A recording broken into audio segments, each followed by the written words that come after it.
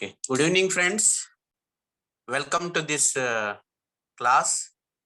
And Bhaskar Reddy also welcomed me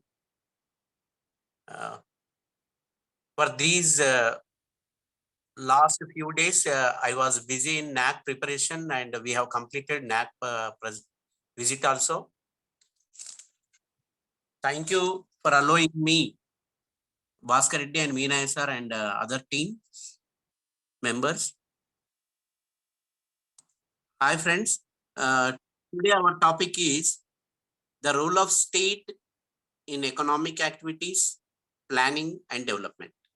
Myself, Dr. A. Venkatesham, I think Dr. Bhaskar Reddy introduced me to you.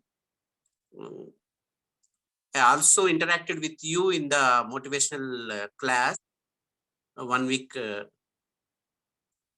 last week, I think. So, friend, let me share the PPT. Right. Today, our topic is the role of state in economic activities, planning and development.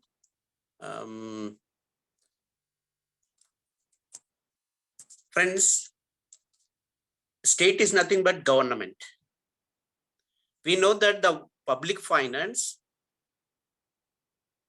which is the study of the role of government in economic activities, which consists of government expenditure, revenue, public debt, and financial administration, federal finance, and fiscal finance. So, friends, ikkada manamu ప్రభుత్వము లేదా రాజ్యము అంటున్నాం. ఆర్థిక కార్యకలాపాల్లో లేదా ప్రణాళిక రచనలో లేదా ఆర్థిక అభివృద్ధిలో ప్రభుత్వం యొక్క పాత్ర గురించి డిస్కస్ చేస్తున్నాం. The role of state or the role of government in economic activities and economic planning and economic development. So here the public finance is a branch of economics which study the role of government in economic activities, the role of public expenditure, public revenue, and public debt, and the subject matter of public finance, which consists of financial administration, federal administration, or federal finance, or fiscal policy. కాబట్టి నాన్న ప్రభుత్వ విత్త శాస్త్రము అంటే ఆర్థిక కార్యకలాపాల్లో ప్రభుత్వం యొక్క పాత్రను అధ్యయనం చేయడము. కాబట్టి ప్రభుత్వ విత్త శాస్త్రం యొక్క విషయ వస్తువు అంటే ప్రధానంగా మనం ఏం చెప్పుకుంటామంటే ప్రభుత్వ రాబడి, ప్రభుత్వ వ్యయము, ప్రభుత్వ రుణము మరియు ఆర్థిక పాలన, దాన్నే విత్త పాలన అంటాం మనం. అదేవిధంగా ఫెడరల్ విత్తం మరియు కోశ విధానం. ఇప్పుడు ఫర్ ఎగ్జాంపుల్ నాన్న ప్రభుత్వం వివిధ ఆర్థిక కార్యకలాపాల్లో జోక్యం చేసుకోవడం అనేది దానికి సంబంధించి డిఫరెంట్ వ్యూస్ ఉన్నాయి. మర్కెంటలిస్ట్స్ కానీ లేదా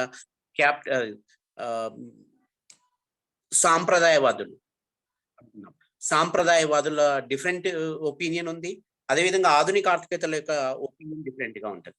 కాబట్టి but now in a modern stage the government has it plays a vital role in economic activities. Without government interference or without state intervention, we cannot achieve the long-term objectives of the welfare state. కాబట్టి సంక్షేమ రాజ్యం యొక్క లక్ష్యాలను మనం సాధించాలి అంటే తప్పనిసరిగా ప్రభుత్వము లేదా రాజ్యం యొక్క పాత్ర ఆర్థిక కార్యకలాపాల్లో ఉండాల్సిందే. We know that the classical economy, according to classical economists, the father of economics, Adam Smith, he pointed out that the government interference in the economy is to be it is limited to law and order and security of the nation or country. In other economic activities, the government should not intervene. without interference of the government, without intervention of the government, the economy will be adjusted in a freedom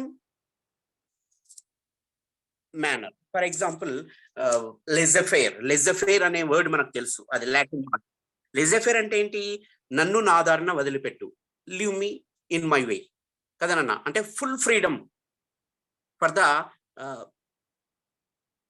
all economic variables.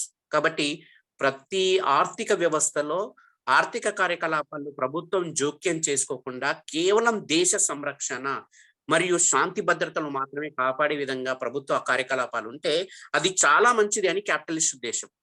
మర్కెంటలిస్ట్స్ కూడా అదే పేర్కొన్నారు. Market mechanism లేదా market ఎకానమీకి priority ఇచ్చే మర్కెంటలిస్ట్ అనే ఆర్థికవేత్తల ఉద్దేశంలో కూడా there is a limited scope for the government intervention in the economic activities.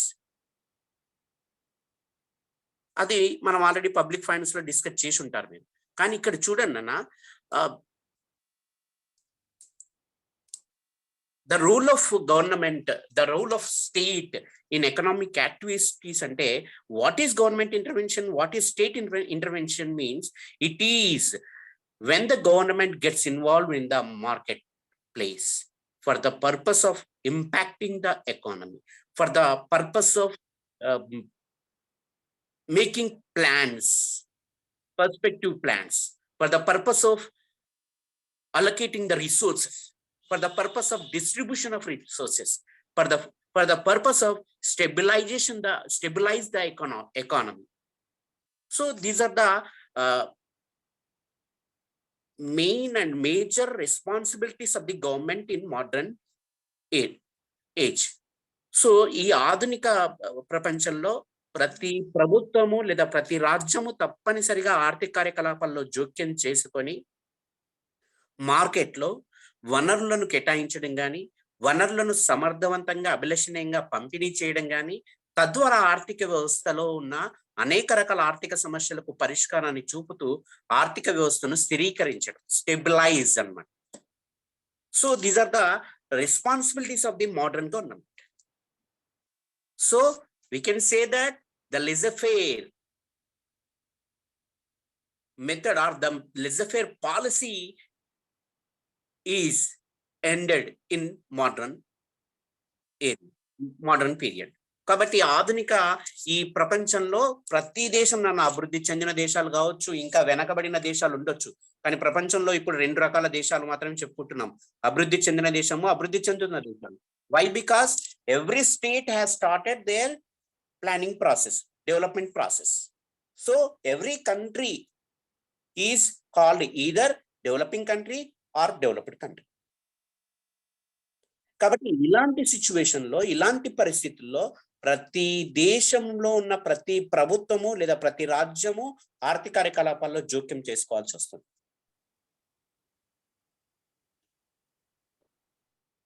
కాబట్టి ఇప్పుడు ద క్లాసికల్ కాకుండా modern economists, the modern economist advocate for the government intervention and they argue that the law of supply and demand is not enough to keep the economy running smoothly. For example, Adam Smith said that the government should not intervene in the economic activities as the demand and supply, the market forces will run the economy smoothly without government intervention. కాబట్టి ప్రభుత్వ జోక్యం లేకుండా market శక్తులే ఆర్థిక వ్యవస్థను నడిపిస్తాయి అనేది వాళ్ళ సిద్ధాంతం. అయితే దానికి వ్యతిరేకంగా ఇప్పుడు అనేక రకాల, అంటే ఆధునిక ప్రభుత్వాలు ఏర్పడిన ప్రస్తుత సంక్షేమ రాజ్యాలు ఉన్న ప్రస్తుత ప్రపంచంలో ప్రతి ఆర్థికవేత్త ప్రభుత్వ జోక్యాన్ని సమర్థిస్తున్నారు. మనకి తెలుసు, ఫర్ ఎగ్జాంపుల్ 2008లో అమెరికాలో ఒక సబ్ ప్రైమ్ లెండింగ్ సమస్య వచ్చింది నాకు కదా. చాలా రకాల, అంటే అన్ని కన్స్ట్రక్షన్ సెక్టార్ లో వాళ్ళు for the construction of houses the banks have given huge funds కాబట్టి ఆ విధంగా లోన్లు ఇవ్వడం ద్వారా దాన్ని తిరిగి రీకూప్ చేసుకోలేకపోవడం వల్ల నాన్ పర్ఫార్మింగ్ అసెట్స్ విపరీతంగా పెరిగిపోయి అమెరికాలో ఒక రకమైన సమస్య వచ్చింది 2008 టు 2010. అది మనకు తెలుసు, మీకు పేపర్లలో మనం చూసుంటాం, చదివి ఉంటాం. అలాంటి సమయంలో the USA government it has intervene in the economic activities to initiate some measures for the stabilization of their economy. అదే విధంగా COVID-19 సిచ్యువేషన్, చాలా క్యాపిటలిస్ట్ కానీ కమ్యూనిస్ట్ కానీ లేదా సోషలిస్టిక్ ప్యాటర్న్ ఉన్న మన ఆర్థిక వ్యవస్థలో కానీ లేదా మనలాగా మిక్స్డ్ ఎకానమీ ఉన్న దేశాల్లో కానీ ప్రభుత్వాలు అధికంగా జోక్యం చేసుకోవాల్సి వచ్చింది. ఈ విధంగా the government intervention is inevitable in the economic activities. కాబట్టి ఈ విధంగా ప్రభుత్వము దేశ రక్షణ, శాంతి భద్రతలు కాపాడడం, ఇది కాకుండా ప్రజల శ్రేయస్సును పెంపొందించడానికి ప్రభుత్వం ఆర్థిక కార్యకలాపాల్లో జోక్యం చేసుకొని ప్రభుత్వ రుణ విధానము, ప్రభుత్వ వ్యయ విధానము, ప్రభుత్వ ఆదాయ విధానము లేదా ప్రభుత్వ కోశ విధానాలు, ధరల విధానాలు, ద్రవ్య విధానాల ద్వారా ప్రభుత్వం ఆర్థిక వ్యవస్థను ఒక దారిలో పెట్టడానికి ప్రయత్నం చేస్తుంది. కాబట్టి అంత గవర్నమెంట్ ఇంటర్వెన్షన్ కు అంత ప్రాముఖ్యత ఉంది, లేదా ప్రభుత్వ పాత్ర అంతగా పెరిగిపోయింది అని చెప్పొచ్చు. So some reasons for the government intervention మనం ఇంతకుముందు చెప్పుకున్నట్టుగా, for example in Indian situation. So in order to promote fair competition and prevent monopolies, the government had to intervene in the economic activities. In 1969, the government of India passed an act, that is MRTP Act, to control the monopolies or restrictive trade practices. This is nothing but government intervention. కదనన్న. కాబట్టి ఏకస్వామ్యాలు, గుత్తాధిపత్యాలు లేదా అధికంగా ఆర్థిక శక్తి కేంద్రీకరణ కొద్ది మంది చేతుల్లో ఉండకుండా 1969లో ఏకస్వామ్యాల నియంత్రణ, అక్రమ వ్యాపారాల నియంత్రణ చట్టం అనేది MRTP చట్టాన్ని చేశారు. దాని 2000 తర్వాత, అంటే 1991 తర్వాత లిబరలైజేషన్, గ్లోబలైజేషన్, ప్రైవేటైజేషన్ పాలసీస్ వచ్చిన తర్వాత దాన్ని మళ్ళీ కాంపిటీషన్ చట్టంగా మార్చారు, అది వేరే విషయం. కాబట్టి to promote fair competition in the economy, the government has to intervene in the economic activities.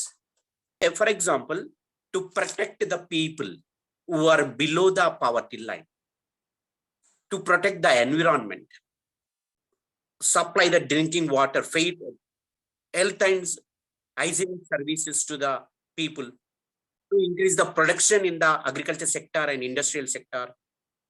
The government has to intervene, has to make some policies and has to implement for the development of economy. So these are the reasons. కాబట్టి ఒక fair competition అంటే న్యాయమైన పోటీని ఆర్థిక వ్యవస్థలో పెంపొందించడానికి ప్రభుత్వ జోక్యం అవసరం అవుతుంది. ఏకస్వామ్యాల్ని, గుత్తాధిపత్యాన్ని నివారించడానికి ప్రభుత్వ జోక్యం అవసరం అవుతుంది. ద్రవ్యోల్బణాన్ని అరికట్టడానికి ప్రభుత్వం జోక్యం అవసరం అవుతుంది. దారిద్ర్య రేఖన దిగువన ఉన్న వారిని సంక్షేమాన్ని పెంపొందించడానికి ప్రభుత్వ జోక్యం అవసరం అవుతుంది. నిరుద్యోగులకు ఆదాయ వనరులు కల్పించడానికి ప్రభుత్వ జోక్యం అవసరం అవుతుంది. దీనికోసం ప్రభుత్వము పన్నుల విధానాన్ని చేపట్టడం కానీ, ధరల విధానాన్ని చేపట్టడం కానీ, రుణ విధానాన్ని చేపట్టడం ద్వారా కానీ, లేదా ద్రవ్య కోశ విధానాలు చేపట్టడం ద్వారా ప్రభుత్వము జోక్యం చేసుకోవాల్సిన అవసరం ఉంది. These are the reasons for the government intervention in economic activities. In order to promote fair competition, to control the inflation, to control the monopolies, to increase the income and income sources or employment sources for the unemployed, and to increase the standard of living of poor people who are living below the line. So for this, the government initiate some fiscal policy, monetary policy, price policy, and the policies of allocation of funds resources, distribution of resources and funds, and stabilization policies. These are the reasons why there is be intervention by the government. ఇది ప్రభుత్వ జోక్యము ఆర్థిక కార్యకలాపాలు ఎందుకు అవసరము అని సమర్థించడానికి ఇది కారణాలుగా చెప్పుకుంటున్నాం. So the government may intervene through tax policies, subsidy policies, price controls and regulations అని కూడా చెప్పొచ్చు. ఫర్ ఎగ్జాంపుల్ ట్యాక్స్ పాలసీస్ అంటాం. ట్యాక్స్ పాలసీస్ ని మనము పన్ను విధానాలు అని పిలుస్తున్నాం. To government has to implement some welfare programs in the economy for the upliftment of poor people, for the increase the production in the agriculture and other sectors. To implement these welfare programs, the government needs some revenue. So for the collection of revenue, the government imposes some taxes on various groups of people and collect the taxes.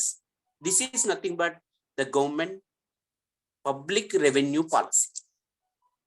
కాబట్టి ప్రభుత్వము వివిధ సంక్షేమ కార్యకలాపాలని నెరపడానికి ప్రభుత్వానికి కొన్ని ఆర్థిక వనరులు కావాలి. వాటిని మనము నిధులు అంటున్నాం. ఆ ఆర్థిక వనరులను సమీకరించుకోవడానికి ప్రభుత్వము పన్ను విధానాన్ని రూపొందిస్తుంది, అమలు చేస్తుంది, పన్ను వసూలు చేస్తుంది.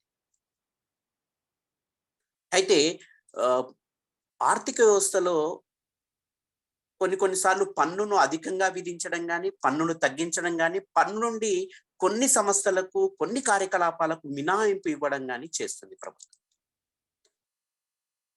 ఫర్ ఎగ్జాంపుల్, తక్కువ ఆదాయం కలిగిన వాళ్లకు ట్యాక్స్ నుండి మినహాయింపు,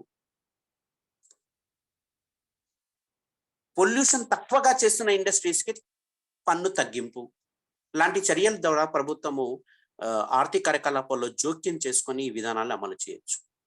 అదేవిధంగా to increase, to enhance the benefits for an individual, business or some forms,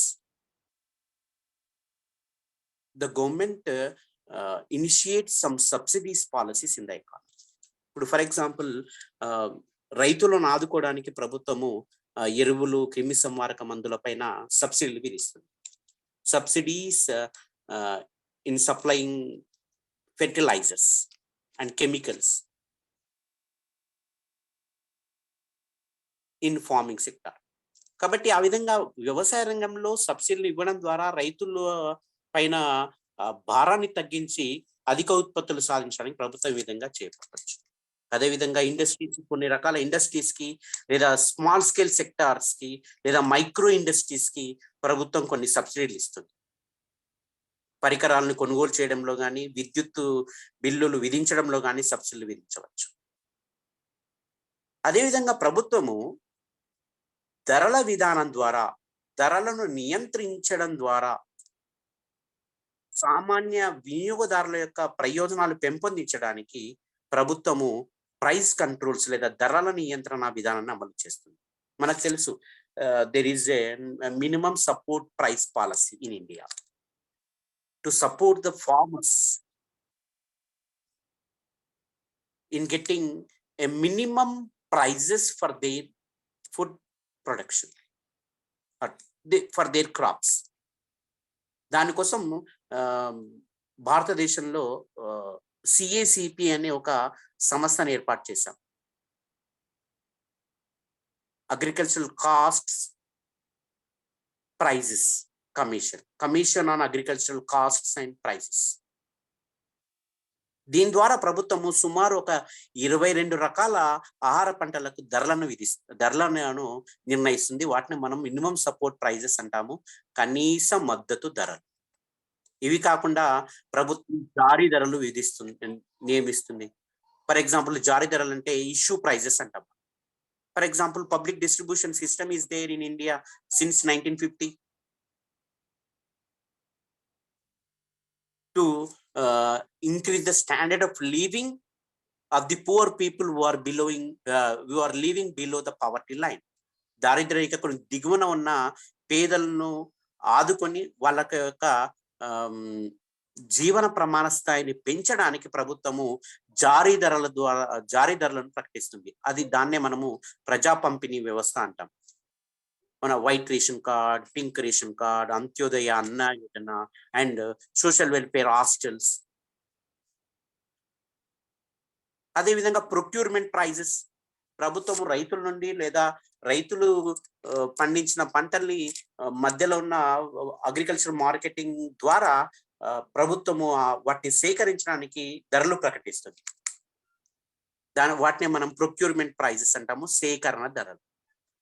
కాబట్టి ఇలాంటి ధరల విధానాన్ని ప్రకటించడం ద్వారా ప్రభుత్వం వివిధ వర్గాలు లేదా వివిధ రంగాలలో ఉత్పత్తులు గణనీయంగా పెంచడానికి, అందులో ఆదాయ వనరులు గణనీయంగా పెంచడానికి ప్రభుత్వం చర్యలు తీసుకుంటుంది. అదేవిధంగా regulations, without regulating the private industries or business firms, we cannot achieve our long-term objective of equal distribution of wealth and income.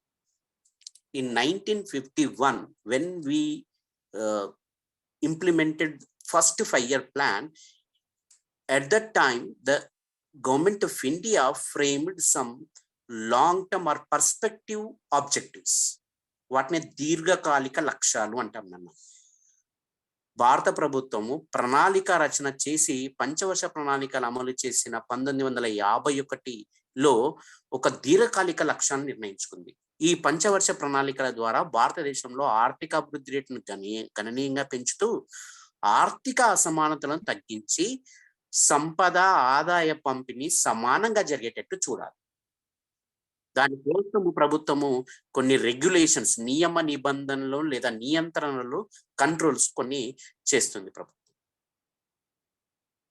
అది చేయడానికే ప్రభుత్వము ట్యాక్స్ పాలసీని ఉపయోగించుకోవడం కానీ, కొన్ని రెగ్యులేషన్స్ ను సంబంధించి కొన్ని చట్టాలను రూపొందించి, శాసనాలు రూపొందించి వాటిని అమలు చేయడం ద్వారా ఆర్థిక శక్తి కేంద్రీకరణ జరగకుండా, కొద్ది మంది చేతుల్లో ఆర్థిక శక్తి కేంద్రీకరణ జరగకుండా చూడడానికి ప్రయత్నం చేసింది. అందుకోసమే ల్యాండ్ రిఫార్మ్స్ ఇంప్లిమెంట్ చేశారు. అందుకోసమే స్మాల్ స్కేల్ ఇండస్ట్రీస్ ని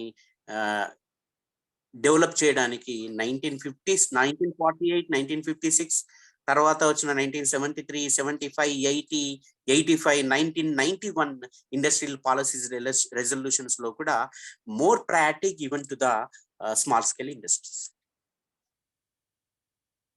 ఇవన్నీ రెగ్యులేషన్స్ అన్న. మనం ఇంతకుముందు చెప్పుకున్నట్టుగా 1969లో ఒక చట్టాన్ని చేసి 1970 నుండి అమలు చేశారు. దాన్ని MRTP యాక్ట్ అన్నాం, monopolies restrictive trade practices act. దీని ద్వారా గుత్తాధిపత్యం అంటే ఏకస్వామ్యాల నియంత్రణ మరియు అక్రమ వ్యాపారాలను నియంత్రించడానికి ప్రభుత్వం చర్యలు తీసుకుంటుంది. కాబట్టి ప్రభుత్వము లైసెన్సింగ్ విధానాన్ని ప్రవేశపెట్టింది. ప్రభుత్వము పరిశ్రమల స్థల నిర్ణయ విధానాన్ని ప్రవేశపెట్టింది. ఎక్కడ ఏ ప్రాంతాల్లో పరిశ్రమలు స్థాపించవచ్చు అని ప్రభుత్వం నియమ నిబంధనలకు అనుగుణంగా పరిశ్రమలు ఆ ప్రాంతాల వెనకబడిన ప్రాంతాలు కానీ లేదా సిటీకి దూరంగా, అంటే సుమారు 10 లక్షల జనాభా ఉన్న సిటీకి కొంత దూరంగా వాటిని ఏర్పాటు చేసినట్లయితే ఈక్వల్ డిస్ట్రిబ్యూషన్ ఆఫ్ ఇన్కమ్, అంటే equal distribution of facilities, equal distribution of opportunities అనేది జరుగుతుంది అనేది ప్రభుత్వ ఉద్దేశం. ఉపాధి అవకాశాలు అన్ని ప్రాంతాల్లో ఉన్న వారికి సమానంగా పంచాలి అంటే ప్రభుత్వం ఇలాంటి నియమ నిబంధనలు ప్రవేశపెట్టాలి. So the government may intervene through tax policies, subsidies policies, price controls, regulations, and fiscal policy. Fiscal policy is nothing but the policy which consists of revenue, public expenditure, and public debt. ప్రభుత్వ ఆదాయము, ప్రభుత్వ వ్యయము, ప్రభుత్వ రుణ విధానాలను కలిపే మనము ఇక్కడ కోశ విధానము అంటాం అన్న, ఫిజికల్ పాలసీ అంటాం. కోశ విధానంలో పన్నులు విధించడము, పన్నులు విధించకుండా కూడా పన్నేతర మార్గాల ద్వారా కూడా ప్రభుత్వము రాబడిని పొందొచ్చు.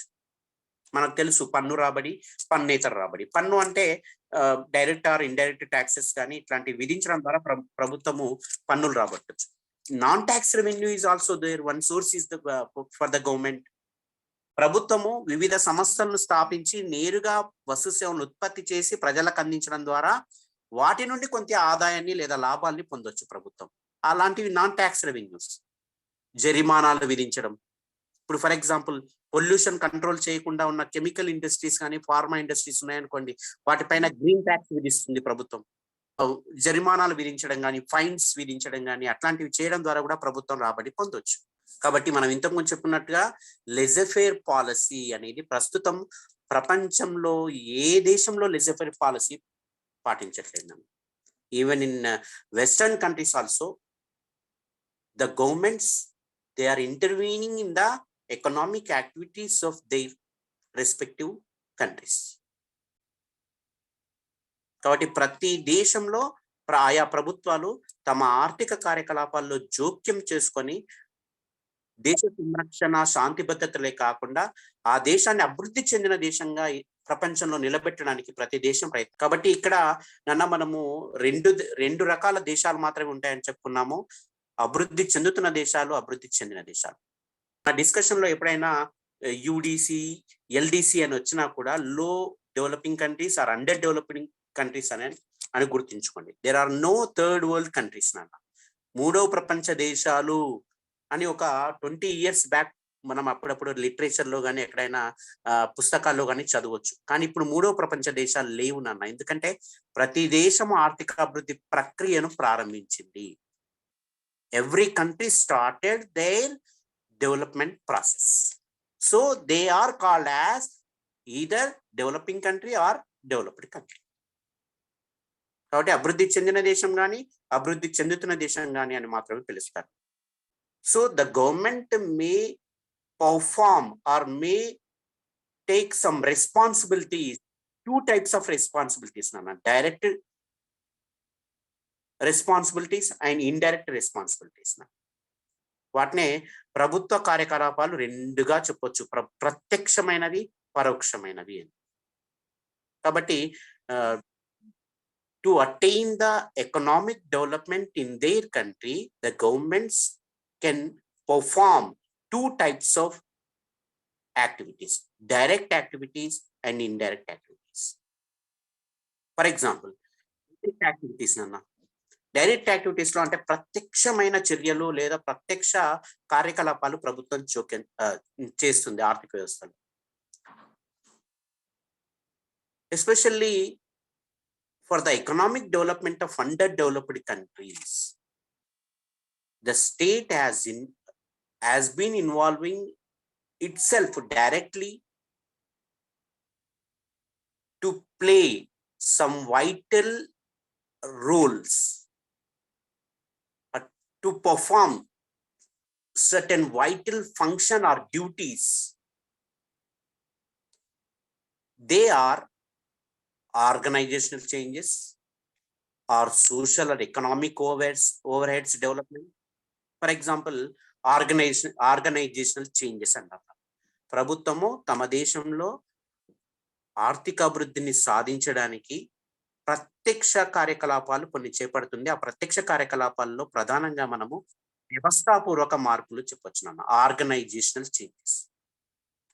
For example, in 1947 when we attained independence in India, we had to implement first for the organizational transformation we had to implement land reforms.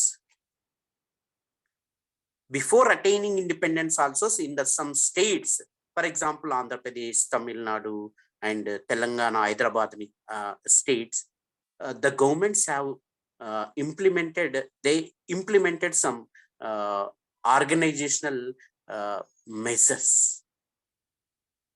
వాటిని మనము ల్యాండ్ రిఫార్మ్స్ అంటాం నాన్న. భూ సంస్కరణలు అనొచ్చు.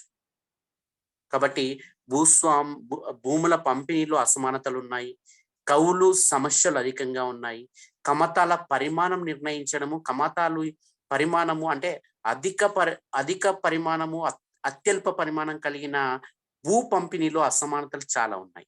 ఇలాంటి పరిస్థితులను ఎదుర్కోవడానికి వ్యవస్థలో మొత్తం పూర్తిగా సమూలంగా మార్పులు తీసుకురావడానికి ప్రభుత్వం ల్యాండ్ రిఫార్మ్స్ చేపట్టింది. కాబట్టి ఆ విధంగా the government may intervene in the economic activities for the implementation of organizational measures. So the organizational changes play an important role in the process of economic development, which includes expansion of the size of market, the organization of labor market, and the organization of land system.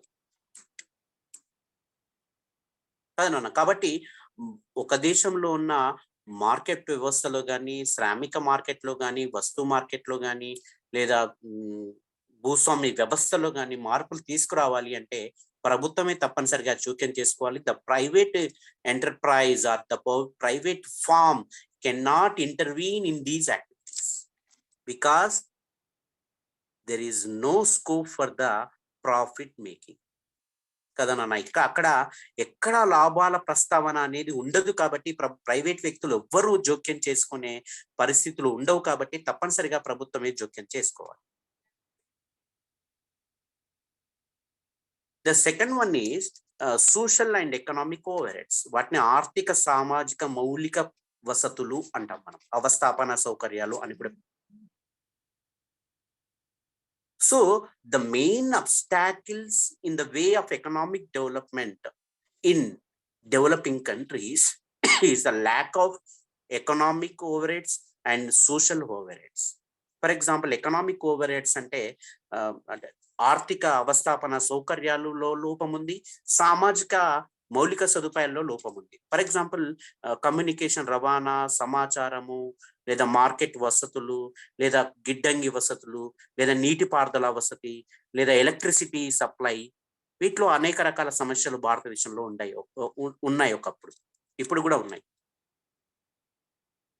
So to overcome from these obstacles, the government has to intervene in the economic activities. The government has to take up this responsibility for the development of economic infrastructural facilities in the economy. తర్వాత 1957 నుండి తీసుకోవడంలో బాగా ప్రభుత్వము industrial estates ఏర్పాటు చేసింది.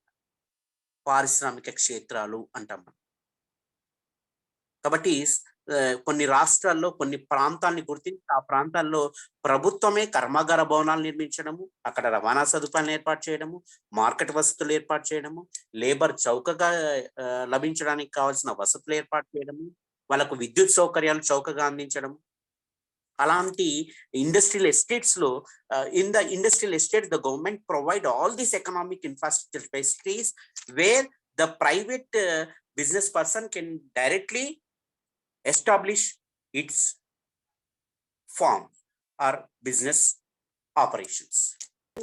పారిశ్రామిక రంగాన్ని అభివృద్ధి చెందించడానికి లేదా సేవా రంగాన్ని అభివృద్ధి చెందించడానికి, వ్యవసాయ రంగంలో నీటిపారుదల వసతులను పెంచడానికి ప్రభుత్వం ఇలాంటి చర్యలు తీసుకుంటున్నారు. వాటిని మనము ఆర్థిక అవస్థాపన సౌకర్యాలు లేదా మౌలిక సదుపాయాలు అంటాం. అందుకోసం ప్రభుత్వం నిరంతరంగా ఫస్ట్ 5-year ప్లాన్ నుండి ఇప్పటి వరకు ప్రభుత్వము చర్యలు తీసుకుంటూనే ఉంది. ఫర్ ఎగ్జాంపుల్ నీటిపారుదల సౌకర్యాలు పెంచడానికి భారీ నీటిపారుదల ప్రాజెక్టుల నిర్మాణం, మన దగ్గర కాకతీయ మిషన్, ఇలాంటి చర్యలు ప్రభుత్వాలు తీసుకోవడం ద్వారా ఆర్థిక అభివృద్ధిని త్వరితగతిన సాధించవచ్చు. అదేవిధంగా సోషల్ ఓవర్హెడ్స్ అంటాం, సోషల్ ఇన్ఫ్రాస్ట్రక్చర్ ఫెసిలిటీస్, సామాజిక అవస్థాపన సౌకర్యాలు ఏంటినన్నా. For example education, health and hygiene services and welfare programs for the women, welfare programs for the girls, welfare programs for the unemployed, welfare programs for the old age people. కాబట్టి నిరుద్యోగులకు వృత్తిని ఇవ్వడం కానీ, లేదా దారిద్ర్యరేఖకు దిగువన ఉన్న వాళ్ళకి సంక్షేమ కార్యకలాపాలు అమలు చేయడం కానీ, విద్య, వైద్యం, ఆరోగ్య వసతులు గ్రామాల్లో లేదా వెనకబడిన ప్రాంతాల్లో ఏర్పాటు చేయడం కానీ, ఇలాంటివన్నీ లాభాపేక్షతో కూడినవి కావు. కాబట్టి there is no scope for the profit maximization or profit making.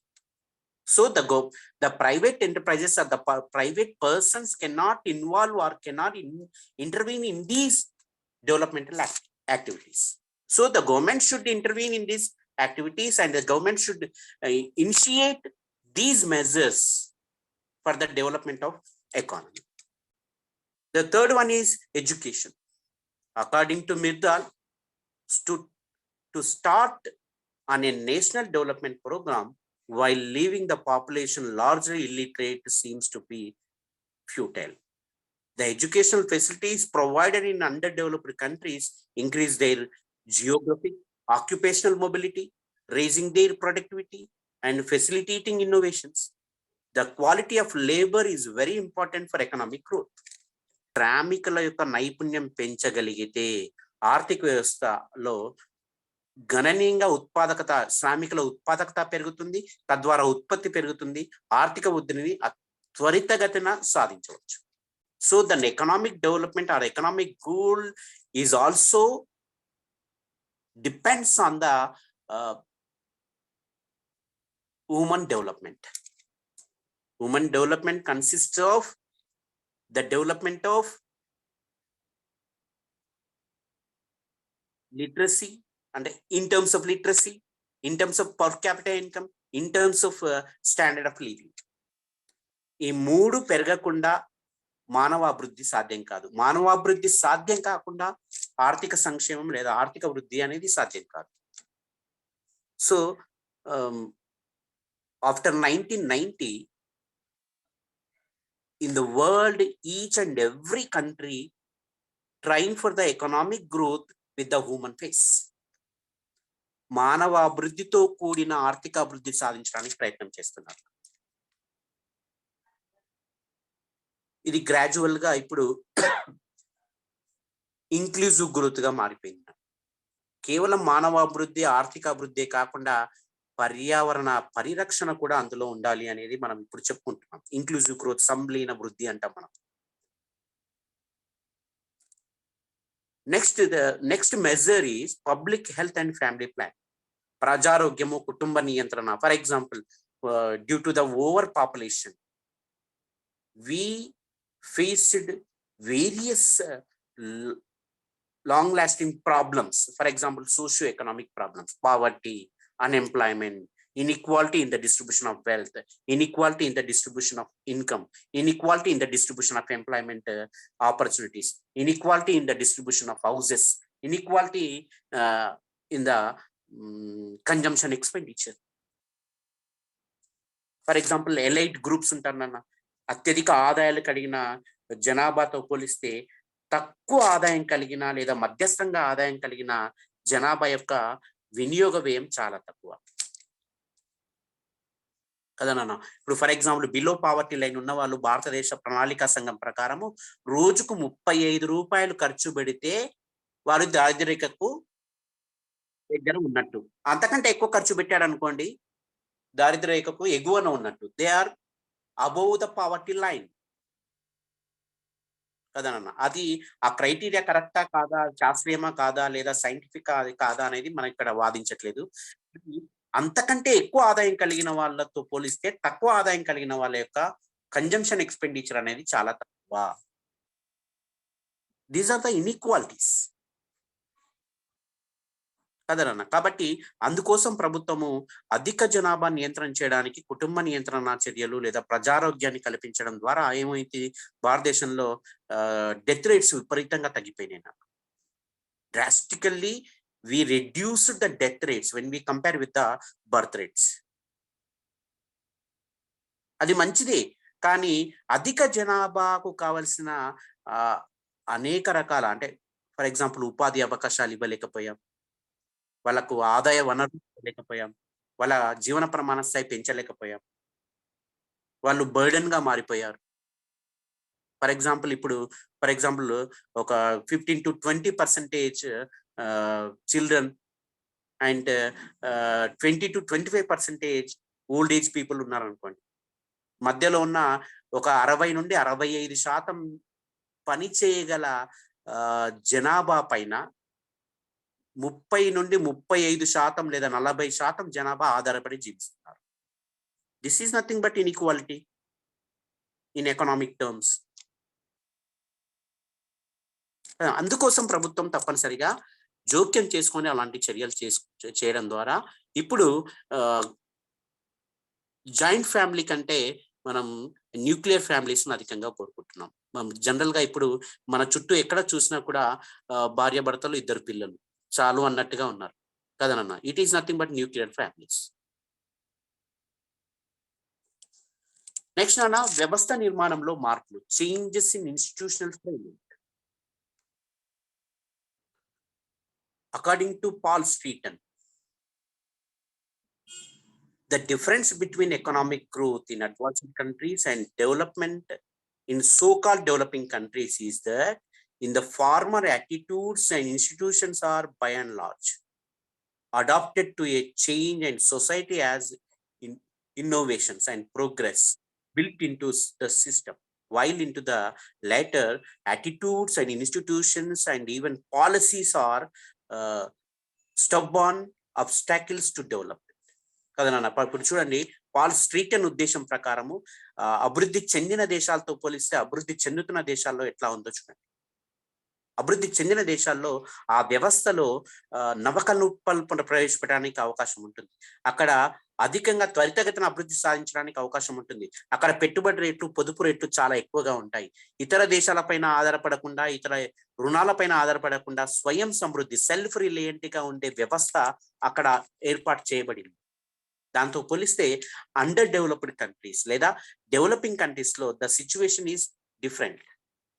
The attitude and institutions and policies which are becoming obstacles to the economic development and growth.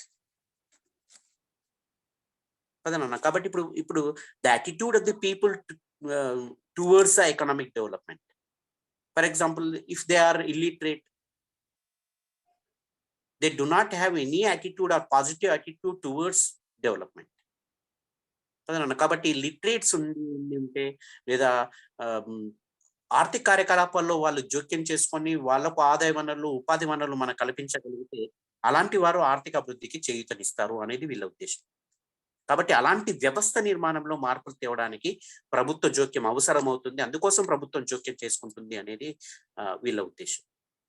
Next నాన్న, స్టెప్పింగ్ అవుట్.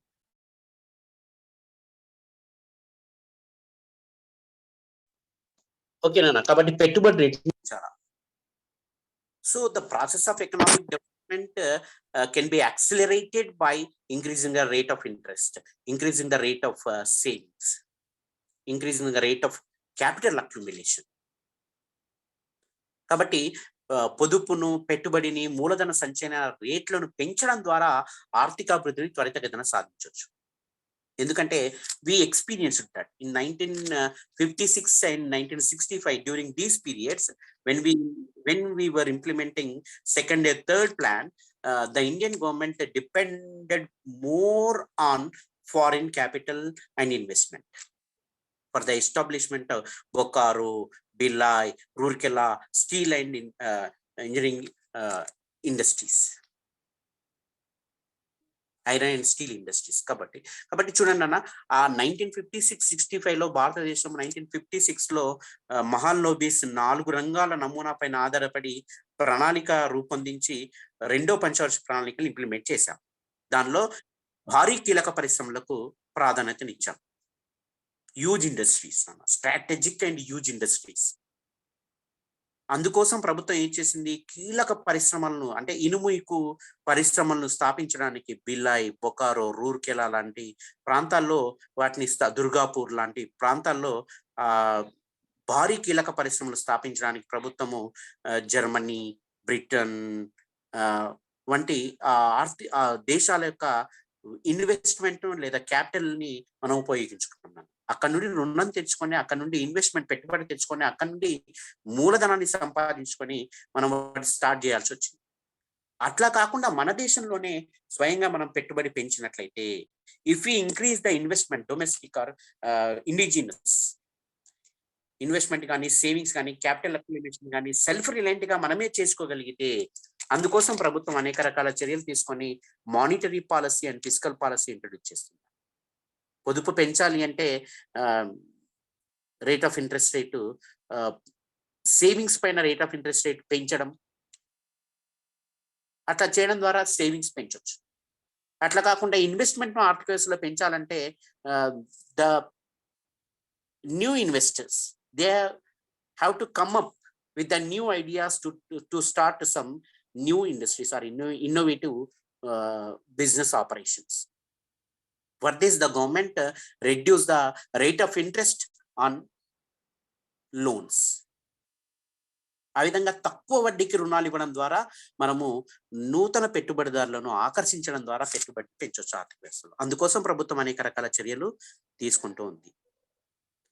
అండ్ వ్యవసాయ అభివృద్ధి, agriculture development. For the agriculture development, the government has to intervene in the economic activities. The government has to initiate some policies and programs for the development of irrigation facilities, for the development of financial facilities to the farmers, for the development of for the increase of production. In order to increase the production in agriculture, the government implemented various agricultural development programs since 1960-61. Intensive Agricultural District Program, IADP. Intensive Agricultural Area Program, IAAP. High Yield Variety Seeds Program. కదన సాంద్ర వ్యవసాయ జిల్లాల కార్యక్రమం, సాంద్ర వ్యవసాయ ప్రాంతాల కార్యక్రమం, అధిక దిగుబడి విత్తనాల కార్యక్రమం వంటి అల్ప ఫలన కాల పంటలు, లేదా పంజాబ్ యూనివర్సిటీ అగ్రికల్చర్ యూనివర్సిటీ కానీ, ఇక్రిసాట్ లాంటి సంస్థలు, లేదా మెక్సికో లేదా ఇతర దేశాలలో ఉన్న నూతన వంగడాల్ని అల్పకాలంలో, అంటే 6 నెలల్లో 7 నెలల్లో వచ్చే పంటని 3 నెలలు 2 నెలల్లో వచ్చే విధంగా ఆ విత్తనాల్ని, అధిక దిగుబడి విత్తనాల్ని, సంకరజాతి విత్తనాల్ని భారతదేశంలో ఇంట్రడ్యూస్ చేయడం ద్వారా గణనీయమైన ఉత్పత్తుల ఆర్థిక వ్యవసాయ రంగంలో పెంచడానికి ప్రయత్నం చేసింది. Now we are self-reliant in producing our food crops. ఆహార పదార్థాల లేదా ఆహార పంటల యొక్క దిగుబడిలో మనం ఇప్పుడు స్వయం సమృద్ధి సాధించాం, ఇతర దేశాలకు ఎగుమతి చేసే స్థాయికి ఎదిగాం. Now we are not depending on other countries. For example, 1943లో మన బెంగాల్లో ఒక ఫెమైన్ వచ్చింది. దాని తర్వాత 1956, 1960s లో కూడా ఫెమైన్స్ కొన్ని చూసాం మనం. 1950-60s లో భారతదేశము తప్పనిసరిగా ఇతర దేశాల నుండి ఆహార పదార్థాలను దిగుమతి చేసుకునే స్థితి ఉండింది, అది మీకు తెలుసు. ఫర్ ఎగ్జాంపుల్ PL 480, పబ్లిక్ లా 480 అనే ఒక అగ్రిమెంట్ చేసుకొని అమెరికా నుండి గోధుమలు దిగుమతి చేసుకున్నాం నాన్న, మనకు తినడానికి కావాల్సిన, మన జనాభాకు కావాల్సిన ఆహార పదార్థాల కోసము అలాంటి అగ్రిమెంట్స్ చేసుకొని మనము ఆహార భద్రత కల్పించడానికి ప్రయత్నం చేశాం. But now we are in self reliant in agriculture sector అని చెప్పొచ్చు. So according to Sriman Narayan, the main element in preparation of agricultural production plants at village level, for example, they are pertaining to full utilization of irrigation facilities, increase in the area under multiple cropping, and improved seeds and distribution of cultivators, distribution of various equipments to the farmers or cultivators. కదా నాన్న. కాబట్టి వ్యవసాయ రంగంలో, గ్రామీణ ప్రాంతాల్లో వ్యవసాయ రంగంలో ఉత్పత్తులు పెంచడానికి, అంత పెద్ద ప్రణాళికలు రూపొందించడానికి ఈ విధంగా నీటిపారుదల వసతులను ఫుల్గా, అంటే సంపూర్తిగా ఉపయోగించుకునే విధంగా, లేదా వివిధ రకాల పంటల తీరులో మార్పు, to change the cropping pattern. ఇప్పుడు ఫర్ ఎగ్జాంపుల్ ఒక పంట కాకుండా మనం ఒక 30-40 years క్రితము మన పెద్దవాళ్ళని అడిగి చూస్తే ఒక పంటలో ఒకే పంట కాకుండా దాంతో పాటు అదే భూక్షేత్రంలో, అదే వ్యవసాయ క్షేత్రంలో 2-3 పంటలు పండించేవాళ్ళు. మల్టిపుల్ క్రాపింగ్ సిస్టమ్ అంటాం మనం. అలాంటి దాన్ని ఎంకరేజ్ చేయడం. అదేవిధంగా వాళ్ళకి నాణ్యమైన విత్తనాలను అందించడం, నాణ్యమైన వ్యవసాయ పరికరాలు సబ్సిడీకి అందించి ఫార్మర్స్ ఉత్పత్తిని పెంచే విధంగా చర్యలు తీసుకోవడం. అదేవిధంగా adoption of improved agricultural practices అంటాం మనం. ఫర్ ఎగ్జాంపుల్ భారతదేశంలో లేబర్ ఇంటెన్సివ్ మెథడ్స్ అధికంగా ఉపయోగించుకున్నప్పటికీ కూడా సాయిల్ కన్జర్వేషన్, సాయిల్ ఎరోజన్ జరగకుండా, అంటే భూమి కోత గురి కాకుండా సాయిల్ కన్జర్వేషన్ ఎట్లా చేసుకోవాలి, కాంటూర్ బౌండింగ్ అని, డ్రై ఫార్మింగ్ అని, ఇలాంటి కొన్ని కొత్త పద్ధతులు ఉపయోగించి భారతదేశంలో దిగుబడి పెంచడానికి ప్రయత్నం చేశాం. ఫర్ ఎగ్జాంపుల్ కొండ లోయ ప్రాంతాలు ఉంటాయి అన్న, అలాంటి ప్రాంతాల్లో మనం ఇప్పుడు సారవంతమైన భూముల్లో, మైదాన భూముల్లో ఎట్లా చేస్తామో అలాంటి ఫార్మింగ్ సిస్టమ్ కాకుండా కొత్త ఫార్మింగ్ సిస్టమ్ తీసుకురావడం. అదేవిధంగా ఇరిగేషన్ ప్రాజెక్ట్స్ ను డెవలప్ చేసి లేదా కొత్తగా ఎస్టాబ్లిష్ చేయడం ద్వారా భారతదేశంలో నీటిపారుదల వసతులు విపరీతంగా పెంచడం. అందుకోసము నదుల అనుసంధానం అనే కొత్త ప్రతిపాదన తెరపైకి తీసుకొచ్చారు. ఇంకా అది ఇంప్లిమెంటేషన్ కాలేదు. కానీ మన తెలంగాణ రాష్ట్రంలో కాకతీయ మిషన్ ద్వారా చెరువులను తవ్వించి గ్రామీణ ప్రాంతాల్లో గ్రౌండ్ వాటర్ లెవెల్స్ ని పెంచడానికి ప్రయత్నం చేస్తున్నాం. సో దీస్ ఆర్ ద ఇవే కాకుండా for the development of economy, for the rural development, the government taking some initiations for the development of poultry industry, fish industry, and dairy products industries, and food processing industries. అలాంటి కొత్త కొత్త విధానాలను అమలు చేయడం ద్వారా భారతదేశంలో వ్యవసాయ రంగంలో గణనీయంగా ఉత్పత్తులు సాధించవచ్చు. ఇందుకోసం ప్రభుత్వం నేరుగా జోక్యం చేసుకోవడం జరుగుతుంది. Next on industrial development. For the industrial development, the government frequently introduced various policy resolutions since 1948, 1956, 1973, 75, 80, and 1990, and 2000, 2005, and recent also, in recent periods also. కాబట్టి వివిధ పారిశ్రామిక సంస్థలను అభివృద్ధి చేయించడానికి to facilitate some subsidy policy introduce చేయడం కానీ, to facilitate some measures for the development of industry, the government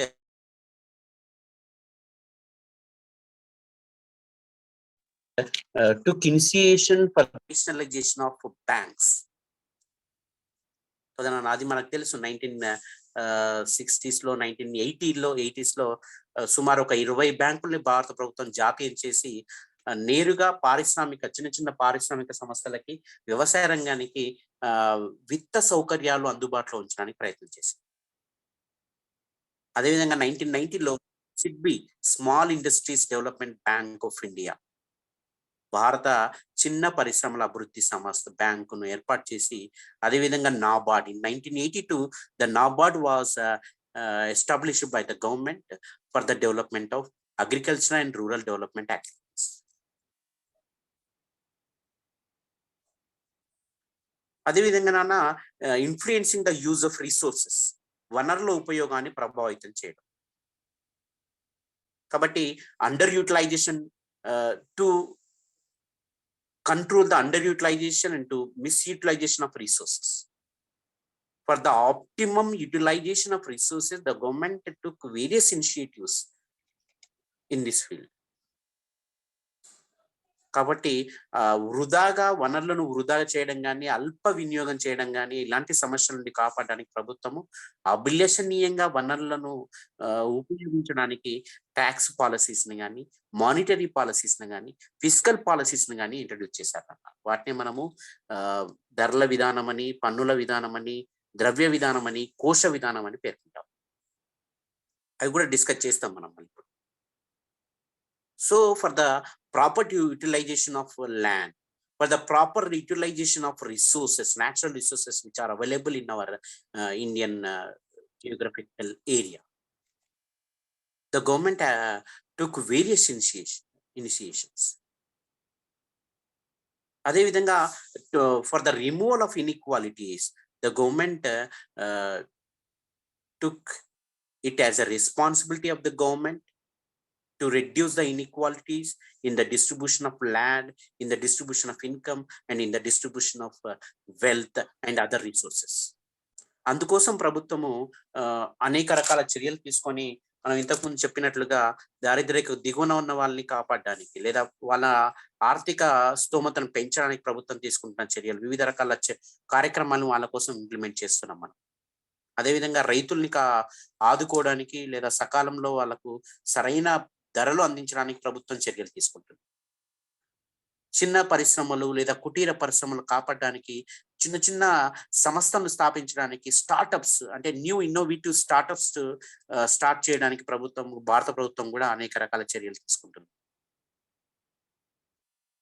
these are the measures for the removal of inequalities in various aspects. And optimum allocation of resources. For the optimum allocation of resources, the government took various measures, implemented various measures which aim in proper utilization of natural or human resources. అందుకోసం ప్రభుత్వము సహజ వనరులని, మానవ వనరులని సమర్థవంతంగా ఉపయోగించుకోవడానికి అనేక రకాల ప్రణాళికలు రూపొందించి అమలు చేస్తూ సహజ వనరులను వ్యవసాయ రంగంలో ఎట్లా ఉపయోగించుకోవాలి, లేదా పారిశ్రామిక రంగంలో ఎట్లా ఉపయోగించుకోవాలి, తయారీ రంగంలో ఎట్లా ఉపయోగించుకోవాలి, సేవా రంగాల్లో ఎట్లా ఉపయోగించుకోవాలి, లేదా విదేశీ వ్యాపార రంగంలో ఎట్లా ఉపయోగించుకోవాలి. అందుకోసం ప్రభుత్వము కోటా పాలసీ అని లేదా టారిఫ్స్ పాలసీస్ అని ఇంప్లిమెంట్ చేశారు. వాటిని సుంకాల విధానము లేదా కోటా విధానము అంటాం. మనం ఇష్టం వచ్చినట్టుగా మన దగ్గర ఉన్న వనరులను ఇతర దేశాలకు ఎగుమతి చేయడానికి, ఇతర దేశాల వనరులు దిగుమతి చేసుకోవడానికి వీల్లేదు. Without the government following the government rules and regulations we can not import and export resources and other goods and services. అందుకోసం ప్రభుత్వం అనేక రకాల చర్యలు తీసుకుంది. కోటా విధానం అంటే మనం ఇంత పరిమాణంలోనే, ఫర్ ఎగ్జాంపుల్ ఒక రాష్ట్రంలో ఉల్లిగడ్డ లేదా ఒక రాష్ట్రంలో రైస్, ఇంకో రాష్ట్రంలో గోధుమ దిగుబడి విపరీతంగా తగ్గిపోయింది ఈ సంవత్సరం. అప్పుడు ఆ సమయంలో రాష్ట్ర ప్రభుత్వాలు ఏం చేస్తాయి, అలా ఆ రాష్ట్రంలో ఉన్న రైతుల లేదా ఆ రాష్ట్రంలో ఉన్న ఉత్పత్తిదారుల యొక్క ప్రయోజనాలు కాపాడడానికి, వినియోగదారుల ప్రయోజనాలు కాపాడడానికి ఇతర రాష్ట్రాలకు ఎగుమతి చేసే ఆ ఎగుమతి పరిమాణం పైన కోటా విధిస్తుంది. ఇంతకంటే ఎక్కువగా మీరు ఇతర రాష్ట్రాలకు ఎగుమతి చేయడానికి వీల్లేదు, ఇంతకంటే ఎక్కువగా ఇతర రాష్ట్రాల నుండి దిగుమతి చేసుకోవడానికి వీల్లేదు అని కోటా విధానాలను విధిస్తున్నారు. These are the policies for the optimum allocation of resources in various fields. And the maintenance of peace and security is the responsibility of the government. The private enterprises or the private persons cannot intervene in these activities. So the government should intervene in these activities.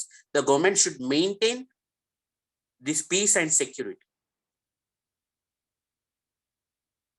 So for the this is the responsibility of the state to maintain the law and order internally and to secure the country from external invasion. కాబట్టి విదేశీ దురాక్రమణ నుండి మన దేశాన్ని కాపాడాలి అంటే దేశ రక్షణ కార్యకలాపాలు, మన దేశంలో ఆంతరంగికంగా శాంతి భద్రతలు కాపాడాలి అంటే ఆ కార్యకలాపాలని అంటే శాంతి భద్రతలను, లా అండ్ ఆర్డర్ను కాపాడే బాధ్యత కేవలం ప్రభుత్వాలకు మాత్రమే ఉంటుంది. And self reliant, it is also it has been an objective of our perspective planning system in India. సుదీర్ఘకాల ప్రణాళిక రచనలలో లేదా ప్రణాళిక లక్ష్యాలలో స్వయం సమృద్ధి అనేది ఒక ప్రధానమైనది నాన్న. స్వయం సమృద్ధి అంటే not to dependent more on foreign trade are foreign investment and foreign AIDS. విదేశీ సహాయం పైన తక్కువగా ఆధారపడుతూ దేశం తనకు తాను స్వయంగా అభివృద్ధి చెందడానికి కావాల్సిన వనరులని అభిలషణంగా ఉపయోగించుకుంటూ సెల్ఫ్ రిలయంట్ గా ఉండడం, స్వయం సమృద్ధిగా ఉండడం. So the underdeveloped or the developing countries should aim the self-reliance and should achieve this objective by intervening in economic activities. And ఇప్పటివరకు మనం డిస్కస్ చేసిన డైరెక్ట్ మెజర్స్ అన్నాం కదా, ప్రత్యక్ష చర్యలు అన్నాము. అదేవిధంగా పరోక్ష చర్యల ద్వారా కూడా ప్రభుత్వము ఆర్థిక కార్యకలాపాల్లో జోక్యం చేసుకోవచ్చు. In these the following are the indirect measures నాన్న: monetary policy, physical policy, price policies, financial administration, federal financing system, budget policy, ఇలాంటివి మనం ఇందులో చెప్పుకోవచ్చు. ఫర్ ఎగ్జాంపుల్ మానిటరీ పాలసీ అన్న, మానిటరీ పాలసీలో ప్రభుత్వము the government should intervene in the economy for the circulation of currency and for the control of monetary transactions through the Central Bank of India. That is nothing but RBI. కాబట్టి RBI ద్వారా ప్రభుత్వము ద్రవ్యాన్ని, కరెన్సీని ముద్రించి చలామణిలో ఉంచడం, ద్రవ్య చలామణి పైన నియంత్రణ కలిగించడం, అందుకోసం ప్రభుత్వము అనేక రకాల చర్యలు తీసుకుంటుంది. దాన్ని మనం ఆర్బీఐ ద్వారా ఆ చర్యలు తీసుకుంటాం. సో ఆర్బీఐ వివిధ రకాల చర్యలు తీసుకోవడం ద్వారా, ఫర్ ఎగ్జాంపుల్ బ్యాంక్ రేటు నిర్ణయించడం, సిఆర్ఆర్ క్యాష్ రిజర్వ్ రేషియో నిర్ణయించడం, ఎస్ఎల్ఆర్ స్టాట్యుటరీ లిక్విడిటీ రేట్ నిర్ణయించడం, ఓపెన్ మార్కెట్ ఆపరేషన్స్, ఇలాంటివి నిర్ణయించడం ద్వారా ప్రభుత్వము ద్రవ్య కార్యకలాపాలని నియంత్రణ చేస్తుంది ఆర్థిక వ్యవస్థలో. Without intervention of the government, the private sector cannot intervene, cannot handle these responsibilities nana kada nana. కాబట్టి ప్రభుత్వ జోక్యం లేకుండా ఏ ఒక్క ప్రైవేట్ సంస్థ ఇలాంటి కార్యకలాపాలను నేర్పడానికి వీలు కాదు. So the government should intervene in economic activities through these policies. The next one is fiscal policy. Fiscal policy is nothing but it is the policy of public revenue, public expenditure, public debt, and financial administration. So these policies are collectively called as fiscal policy. కోశ విధానంలో ప్రభుత్వ ఆదాయ విధానాలు లేదా ప్రభుత్వ రాబడికి సంబంధించిన పన్ను విధానాలు, పన్నేతర విధానాలు, ప్రభుత్వ వ్యయానికి సంబంధించిన ప్రణాళికా వ్యయము, ప్రణాళికేతర వ్యయం, అదేవిధంగా ప్రభుత్వ రుణము, ప్రభుత్వము విదేశీ రుణము, స్వదేశీ రుణం, ఎక్స్టర్నల్ అండ్ ఇంటర్నల్ సోర్సెస్ నుండి ప్రభుత్వం రుణం తీసుకోవచ్చు. కాబట్టి ఆ విధంగా ప్రభుత్వము కోశ విధానాన్ని అమలు చేయడం ద్వారా ఆర్థిక వ్యవస్థలో జోక్యం చేసుకుంటుంది. So through these desirable channels, the government make some fiscal policies and implement in economic in order to achieve the economic growth and development of the developing countries. For example, deficit finance. Since 1951, our Indian government and state governments, mostly all the state governments, they are following this deficit financing system. There is a gap between public expenditure and public revenue. ప్రభుత్వ వ్యయానికి, ప్రభుత్వ రాబడికి మధ్య వ్యయాన్ని, అది తేడాను చూపుతూ ప్రభుత్వానికి వచ్చే రాబడి కంటే ఎక్కువ మొత్తంలో వ్యయం చేయడానికి ప్రభుత్వం ప్రయత్నం చేస్తుంది. దాన్నే మనము లోటు బడ్జెట్ విధానము అంటాం. లోటు బడ్జెట్ విధానం అంటాం కదా నాన్న. అదేవిధంగా ప్రైస్ పాలసీస్, మనం ఇంతకుముందు చెప్పుకున్నట్టుగా ప్రభుత్వము to control the prices or to regulate the prices in industrial or agricultural and other sectors. The government takes this responsibility to regulate the market.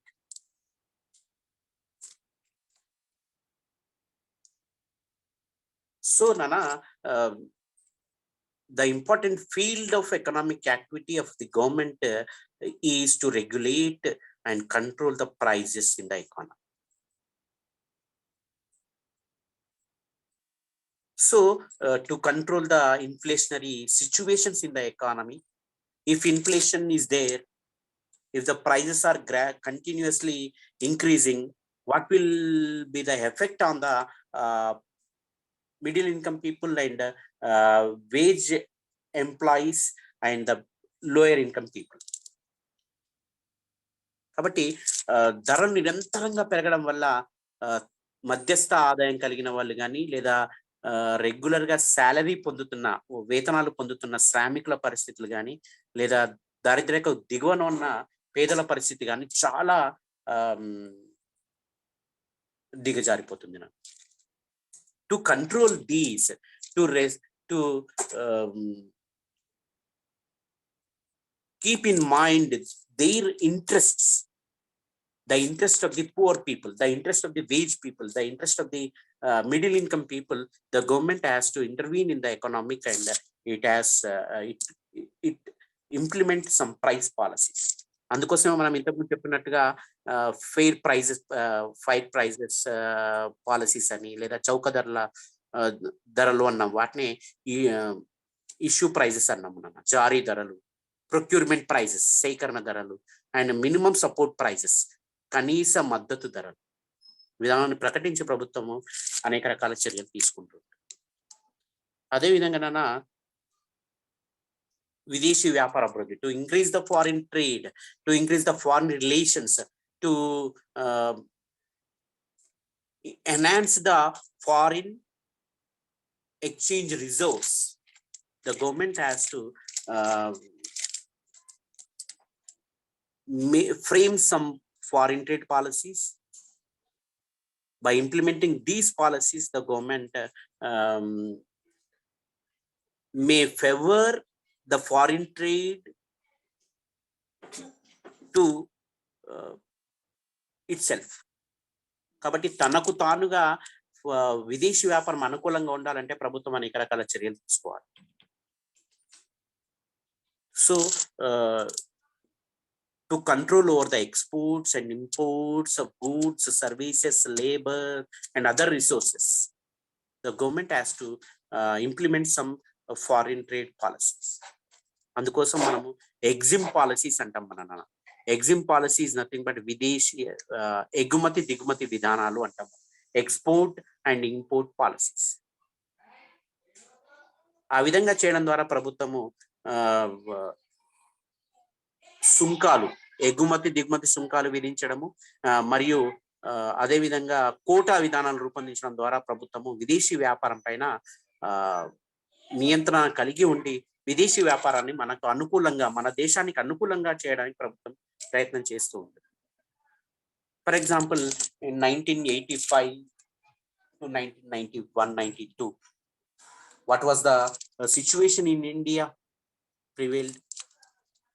The situation in India where we are in crisis,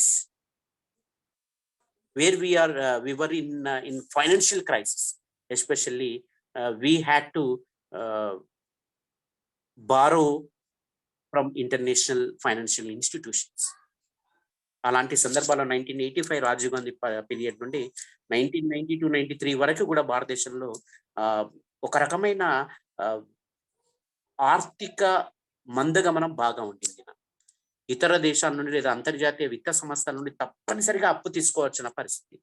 మన దగ్గర ఉన్న బంగారు నిల్వలు అక్కడ పెట్టి పూచికత్తుగా ఉంచుకొని మనము అప్పు తెచ్చుకొని తప్పనిసరిగా వారి షరతులకు తలకి we implemented the features of market economy or capitalist economy in India.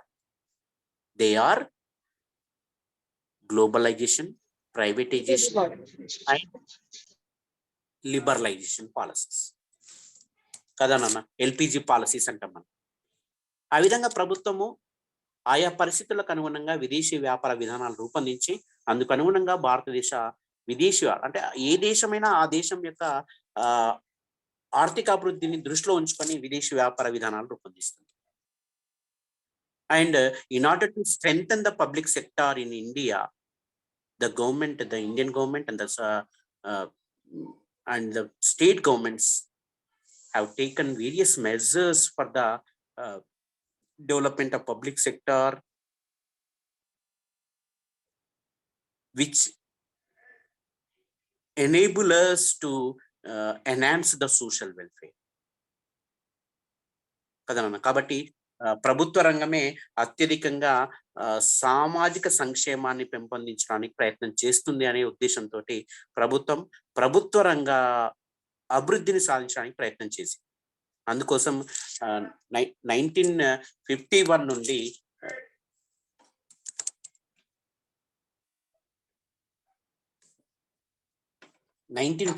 నుండి భారతదేశంలో అనేక రకాల చర్యలు తీసుకొని ప్రభుత్వ రంగాన్ని బలోపేతం చేయడానికి ప్రభుత్వం అనేక చర్యలు తీసుకుంది. 1956లో ప్రభుత్వ రంగానికి కీలక ప్రాధాన్యతనిస్తూ అత్యధిక ప్రాముఖ్యత కలిగిన అంశాలని, వస్తువుల ఉత్పత్తిని ప్రభుత్వ రంగానికి కేటాయించింది.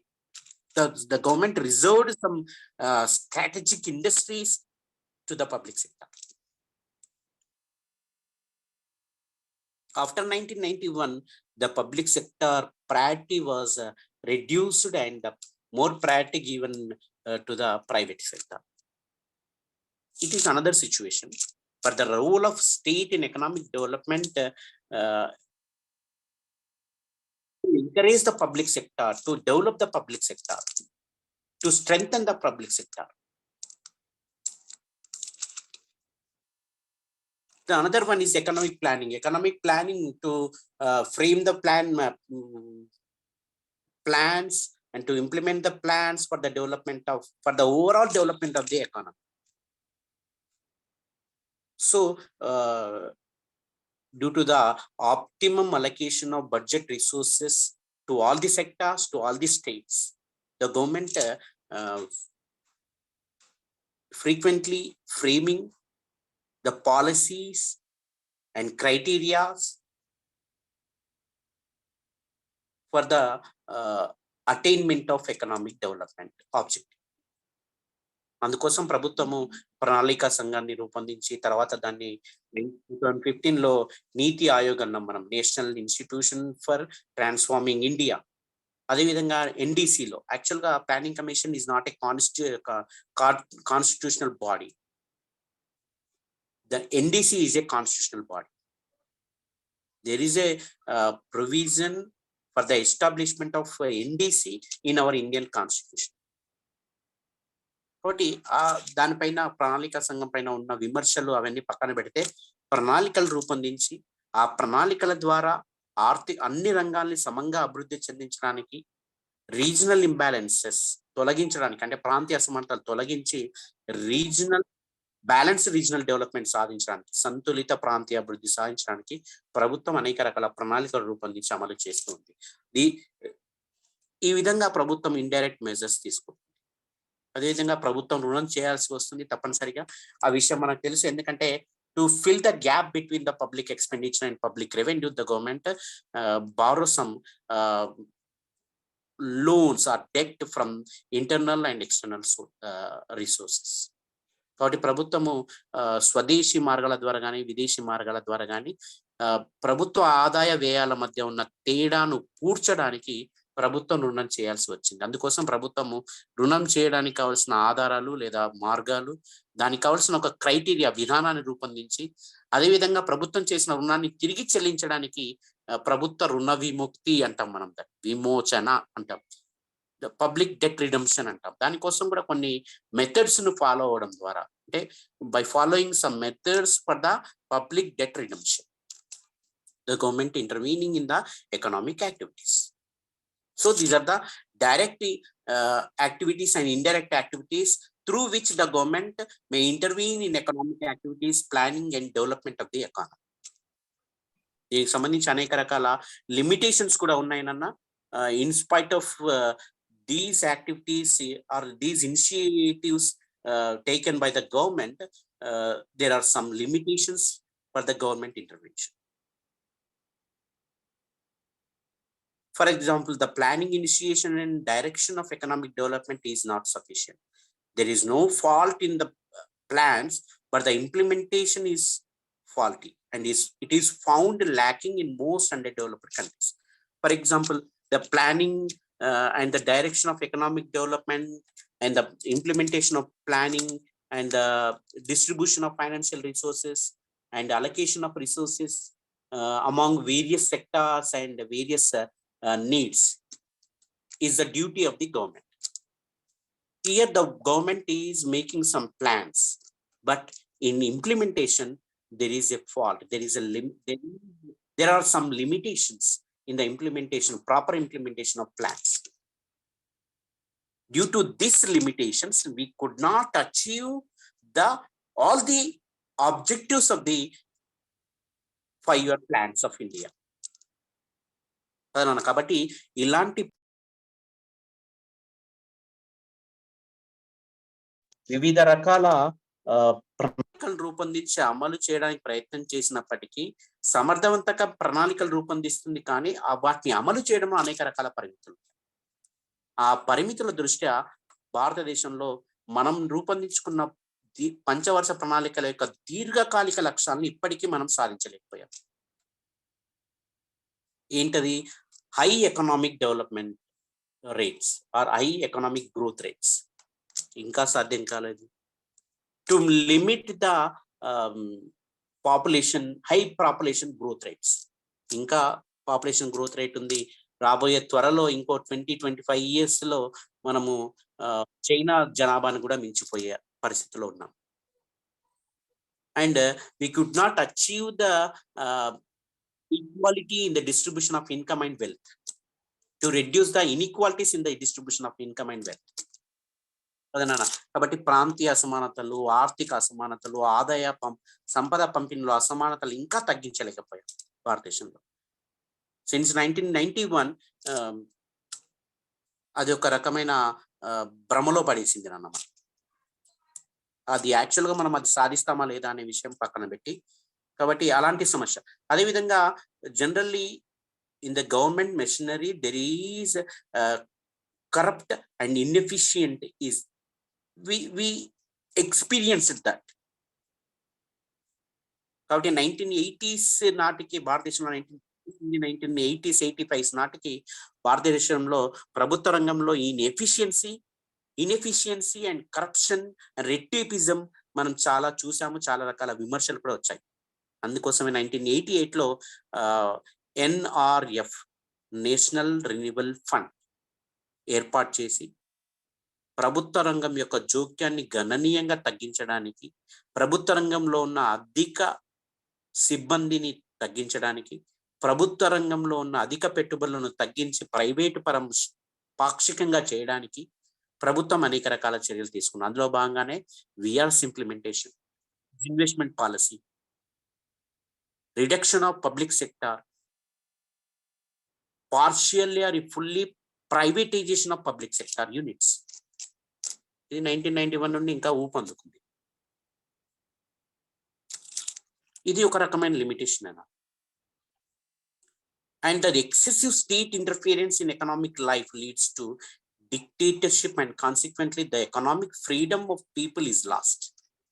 For example, 1973-75 period లో భారతదేశంలో ఇలాంటి సిచ్యువేషన్ ను చూసినట్టుగా మనం అక్కడక్కడ పేపర్లో కానీ పుస్తకాల్లో కానీ చదివి ఉన్నాం కదా నాన్న. కాబట్టి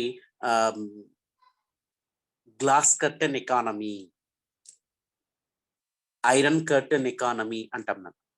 కాబట్టి ఎక్కడో అద్దంలో చూసినట్టుగా ఆర్థిక అంత అందంగా లేదు, దాని వెనక చాలా రకాల సమస్యలు ఉన్నాయి. కాబట్టి 1972-73లో ఇందిరాగాంధీ ప్రభుత్వ హయాంలో అనేక రకాల అణచివేత చర్యలు జరిగాయి అని మనం చదివినాం. This is excessive state interference అని చెప్పొచ్చు.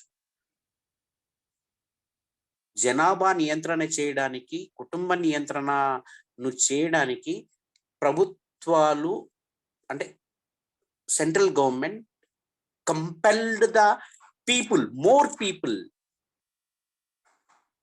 to go for the family planning. అలాంటి సంజయ్ గాంధీ లాంటి వాళ్ళ పైన కూడా విమర్శలు వచ్చి, ఇందిరాగాంధీ పైన విమర్శలు రావడము, అవినీతి అధికంగా జరిగింది అనే విమర్శలు రావడము, వివిధ రకాల lease and contracts private organizations కి, ప్రైవేట్ ఇండస్ట్రీస్ కి ప్రభుత్వానికి మధ్య జరిగాయి అని చెప్పి అనేక రకాల విమర్శలు ఉన్నట్లుగా మనము చాలా వార్తలు చూసాం. This is a situation prevailed in India or in developing countries in the initial stage. అదేవిధంగా the limited capacity of governments administrative machinery to perform expanding development functions in the developing countries. ఎందుకంటే the government administrative machinery is inadequate and under developed, unskilled in the initial stages. కాబట్టి ఆ విధంగా ప్రభుత్వ పాలన విధానంలో, పాలనలో కొంత అసమర్థత ఇప్పటికీ ఉండింది అన్నట్టుగా మనము చూడొచ్చు. ఇవి కూడా లిమిటేషన్స్ అని చెప్పొచ్చు నాకు. And there are many political pressure on the government which make impossible to concentrate on the most important economic activities. For example, 1969లో చేసిన MRTP చట్టాన్ని దాన్ని పకడ్బందీగా ఇంప్లిమెంట్ చేయడంలో భారతదేశం విఫలమైంది అని అనేక రకాల విమర్శలు వచ్చాయి. 2000 తర్వాత దాన్ని కాంపిటీషన్ చట్టంగా మార్చేశారు, అది వేరే విషయం. For example, for the implementation of in proper implementation of land reforms also, there was a political pressure. There was more interference of courts also. కోర్టుల్లో అనవసర జోక్యము, విపరీతమైన జాప్యాలు చేయడము, 20-30 సంవత్సరాలైనా కూడా భూ సమస్యల పైన తీర్పులు ఇవ్వకపోవడము, లేదా రాజకీయ నాయకుల విపరీతమైన జోక్యం చేసుకోవడం వల్ల ల్యాండ్ రిఫార్మ్స్ ఇంప్లిమెంట్ చేయలేకపోయినాము. అది ఇప్పటికీ మనం ఒక రకమైన లిమిటేషన్ గానే చెప్పుకుంటాము. అదేవిధంగా the more and more responsibilities by the government adds to burden and cost of administration. So the cost of administration and burden of administration, it has been increased rapidly. For every activity, for every development, for every needs, the government has to intervene in the opinion, in the attitudes of the people of India. After independence, up to 40 to 50 years now, 40-50 సంవత్సరాలే కాదు, ఇప్పుడు ప్రస్తుతం కూడా మనకి ఏ సమస్య వచ్చినా కూడా తప్పనిసరిగా ప్రభుత్వ జోక్యం చేసుకునే దాన్ని సరిచేయాలనే దృష్టిలోనే ఉన్నాం, అదే యాటిట్యూడ్ లో ఉన్నారు people. This is also over burden and over cost of administration అని చెప్పొచ్చు. నెక్స్ట్ నాన్న, there are different views on the role and interference of government or state in economic activities. ఇది మనం ఇంతకుముందు చెప్పుకున్నట్లుగా mercantilists and Adam Smith, they felt that the government should least interfere in the economic activities. So they supported the laissez-faire policy in the economic activities. So the government should interfere at least to maintain the law and order internally and to rescue the country from external invasions. కాబట్టి దేశాన్ని బహిరంగంగా అంటే దురాక్రమణలోని దేశాన్ని కాపాడము అంటే దేశ రక్షణ, అంతర్గతంగా శాంతి భద్రతలు కాపాడడం మాత్రమే ప్రభుత్వం కార్యకలాపాలు అక్కడికే పరిమితం చేసుకొని మిగతా కార్యకలాపాలన్నింటిలో ప్రభుత్వం జోక్యం చేసుకోకూడదు అనేది క్లాసికల్స్ అండ్ మర్చెంటలిస్ట్స్ యొక్క opinion. But socialist thinkers like Marx, Karl Marx, Sismondi, Robert Owen, they opined that the government should have strict control over the whole system to reduce inequality. So in the modern age,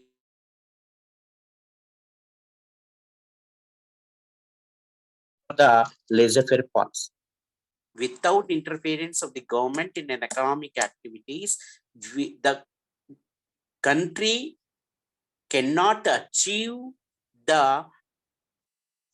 economic growth of their own country.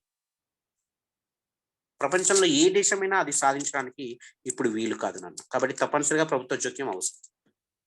And we can remember that, we can remind that J.M. Keynes, 1936, he published a book, and in that book, he supported the government interference in the economic activities when there is a instability, inequality in the economic system. So, if there is to correct the inequalities between aggregate supply and aggregate demand, the government should intervene in the economic activities. The government has to increase the investment, indigenous investment, or independent, and the government independently has to increase the investment in economic activities. Then the market forces will boost up. Then the economic growth is possible. So he supported supported the government interference in the economic activities. So now in the world, most of the countries are following the same policy. According to modern economists, the government has 3 physical functions. ఆధునిక ఆర్థికవేత్తలు లేదా JM Keynes లాంటి వాటి ఆర్థికవేత్తల ప్రకారము ప్రభుత్వం తప్పనిసరిగా 3 రకాల కోశ విధులను నిర్వహించాలి. The number 1 is allocation of resources among various sectors and various needs. అన్ని రకాల అవసరాలు, అన్ని రంగాల మధ్య సమానంగా వనరుల కేటాయింపు జరగాలి. అందుకోసం ప్రభుత్వ జోక్యం అవసరం. Number 2, distribution of income and wealth. The proper or optimum distribution of income and wealth, the government should intervene in the economic activities through various policies, monetary, fiscal policies, price policies, and others. And that stabilization of economy is also the responsibility of the government. Musgrave and Samuelson, they classified the role of government in 3 categories: allocative role, distributive role, and stabilization role. కాబట్టి ఈ 3 రకాల విధుల్ని ప్రభుత్వం తప్పనిసరిగా నిర్వహించాలని ఆధునిక ఆర్థికవేత్తల అభిప్రాయం. అవేంటో చూద్దాం అన్న. Allocation function.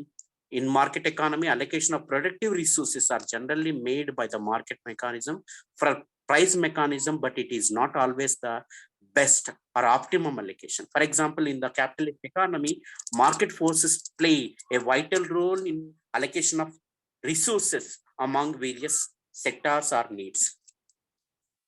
కాబట్టి మార్కెట్ ఎకానమీ లేదా పెట్టుబడిదారు ఆర్థిక వ్యవస్థలో మార్కెట్ శక్తులైన మార్కెట్ డిమాండ్, మార్కెట్ సప్లైయే స్వయంగా పనిచేసి, స్వయం చాలకంగా పనిచేసి అవి ఆర్థిక వ్యవస్థను దారిలో పెడతాయి అనేది లెజర్ పాలసీ. కానీ అది అన్ని వేళ సరిపోలేదు. ఎందుకంటే 1929 and 30 there was a great world depression కదా నాన్న. కాబట్టి ఎకనామిక్ డిప్రెషన్ అంటాం మనం, ఆర్థిక మాంద్యము. దాన్ని ప్రపంచ ఆర్థిక మాంద్యం ఎదుర్కొంది ప్రపంచం. చాలా దేశాల్లో లెజర్ పాలసీ పైన, క్యాపిటలిస్ట్ పాలసీ పైన, మర్కెంటలిజం పైన ఆధారపడిన చాలా దేశాలు ఆర్థిక సంక్షోభంలో కూరుకుపోయాయి. అలాంటి సంక్షోభాన్ని నుండి బయటపడడానికి జేఎం కీన్స్ ఈ proposed the government interference through the physical policy in the economic activities. Then only they can achieve the economic growth. So for the desired allocation of productive resources or natural resources, to make allocation best among the different products, the government uses its fiscal policy. అందుకోసం ప్రభుత్వము physical policy ఉపయోగించి, కోశ విధానాన్ని ఉపయోగించి చర్యలు తీసుకోవడం ద్వారా వనరులు సక్రమంగా పంపిణీ చేయడానికి, కేటాయింపు చేయడానికి ప్రభుత్వం బడ్జెట్ విధానాల్ని, ప్రణాళికా విధానాలు రూపొందించి అగ్రికల్చర్కి ఇంత వనరులను కేటాయించడము, లేదా ఇండస్ట్రీస్ డెవలప్మెంట్కి ఇంత కేటాయించడము, లేదా టూరిజంకి ఇంత కేటాయించడము, నీటిపారుదల శక్తి ఇంత కేటాయించడము, for the production of power అంటే విద్యుత్ శక్తిని పెంపొందించడానికి ఇంత కేటాయించడము అని ప్రభుత్వం the government can allocate the resources among various goods and services. This is the responsibility of the government. It is an allocation function of the government. So then only we can achieve the desired levels of production, consumption and distribution in the country. కాబట్టి మనం ఆశించిన స్థాయిలో ఉత్పత్తి స్థాయి, పంపిణీ స్థాయి, మనం ఆశించిన స్థాయిలో వినియోగ స్థాయిలో ఉండాలి అంటే ఈ విధంగా చేయాలి. కాబట్టి during the economic depression, to increase the consumption pattern of the people, the government should intervene in the economic activities. The government has to increase the investment. The government has to invest more in economic activities. Then the employment sources or resources will, employment opportunities will enhance, and the people may get employment and they can earn more money. It leads to more consumption demand. So for this, the government has to intervene in the economic activities according to J.M. Keynes and other modern economists. These are the areas of our resource allocation by the government. ఇవి ప్రభుత్వం వనరుల కేటాయింపు చేయడానికి కావాల్సిన ఈ areas చెప్పొచ్చు నాన్న. For example, for the economic development, to achieve the economic growth and development, the government has to proper allocation of resources for the regional development, for the balanced regional development. For example, when we compare with the Orissa, Bihar, and some other northeastern states, some other states have developed more. Punjab, Haryana, Tamil Nadu, Kerala, Andhra Pradesh, Maharashtra, Uttar Pradesh, they, in terms of production of agriculture, in terms of industrial development, they are more far when we compare with the other states. This is regional imbalances అంటాం, ప్రాంతీయ అసమానతలు అంటాం. ఇలాంటి ప్రాంతీయ అసమానతలు తగ్గించడానికి regional development, balance regional development, సంతులిత ప్రాంతీయ అభివృద్ధి సాధించడానికి ప్రభుత్వం అనేక రకాల చర్యలు తీసుకుంది. Hill area development programme, community development programmes కదనన్న. ఇలా ఈ విధంగా ప్రభుత్వం అనేక రకాల IRDP, integrated rural development programme, TRYSEM, ఎక్కడైతే training for rural youth for the self employment programme, TRYSEM లాంటి ప్రోగ్రామ్స్ ని ఇంప్లిమెంట్ చేయడం ద్వారా ప్రభుత్వము రీజనల్ బ్యాలెన్స్డ్ డెవలప్మెంట్ చేయడానికి ప్రయత్నం చేస్తుంది. అదేవిధంగా ఇన్ఫ్రాస్ట్రక్చర్ డెవలప్మెంట్, ఇంతకుముందు మనం చెప్పుకున్నాం, economic infrastructure facilities and social infrastructure facilities. For the development of these infrastructure facilities, the government allocated some resources in various plans. For the rural development, the government has introduced various minimum support price, community development program, integrated rural development program.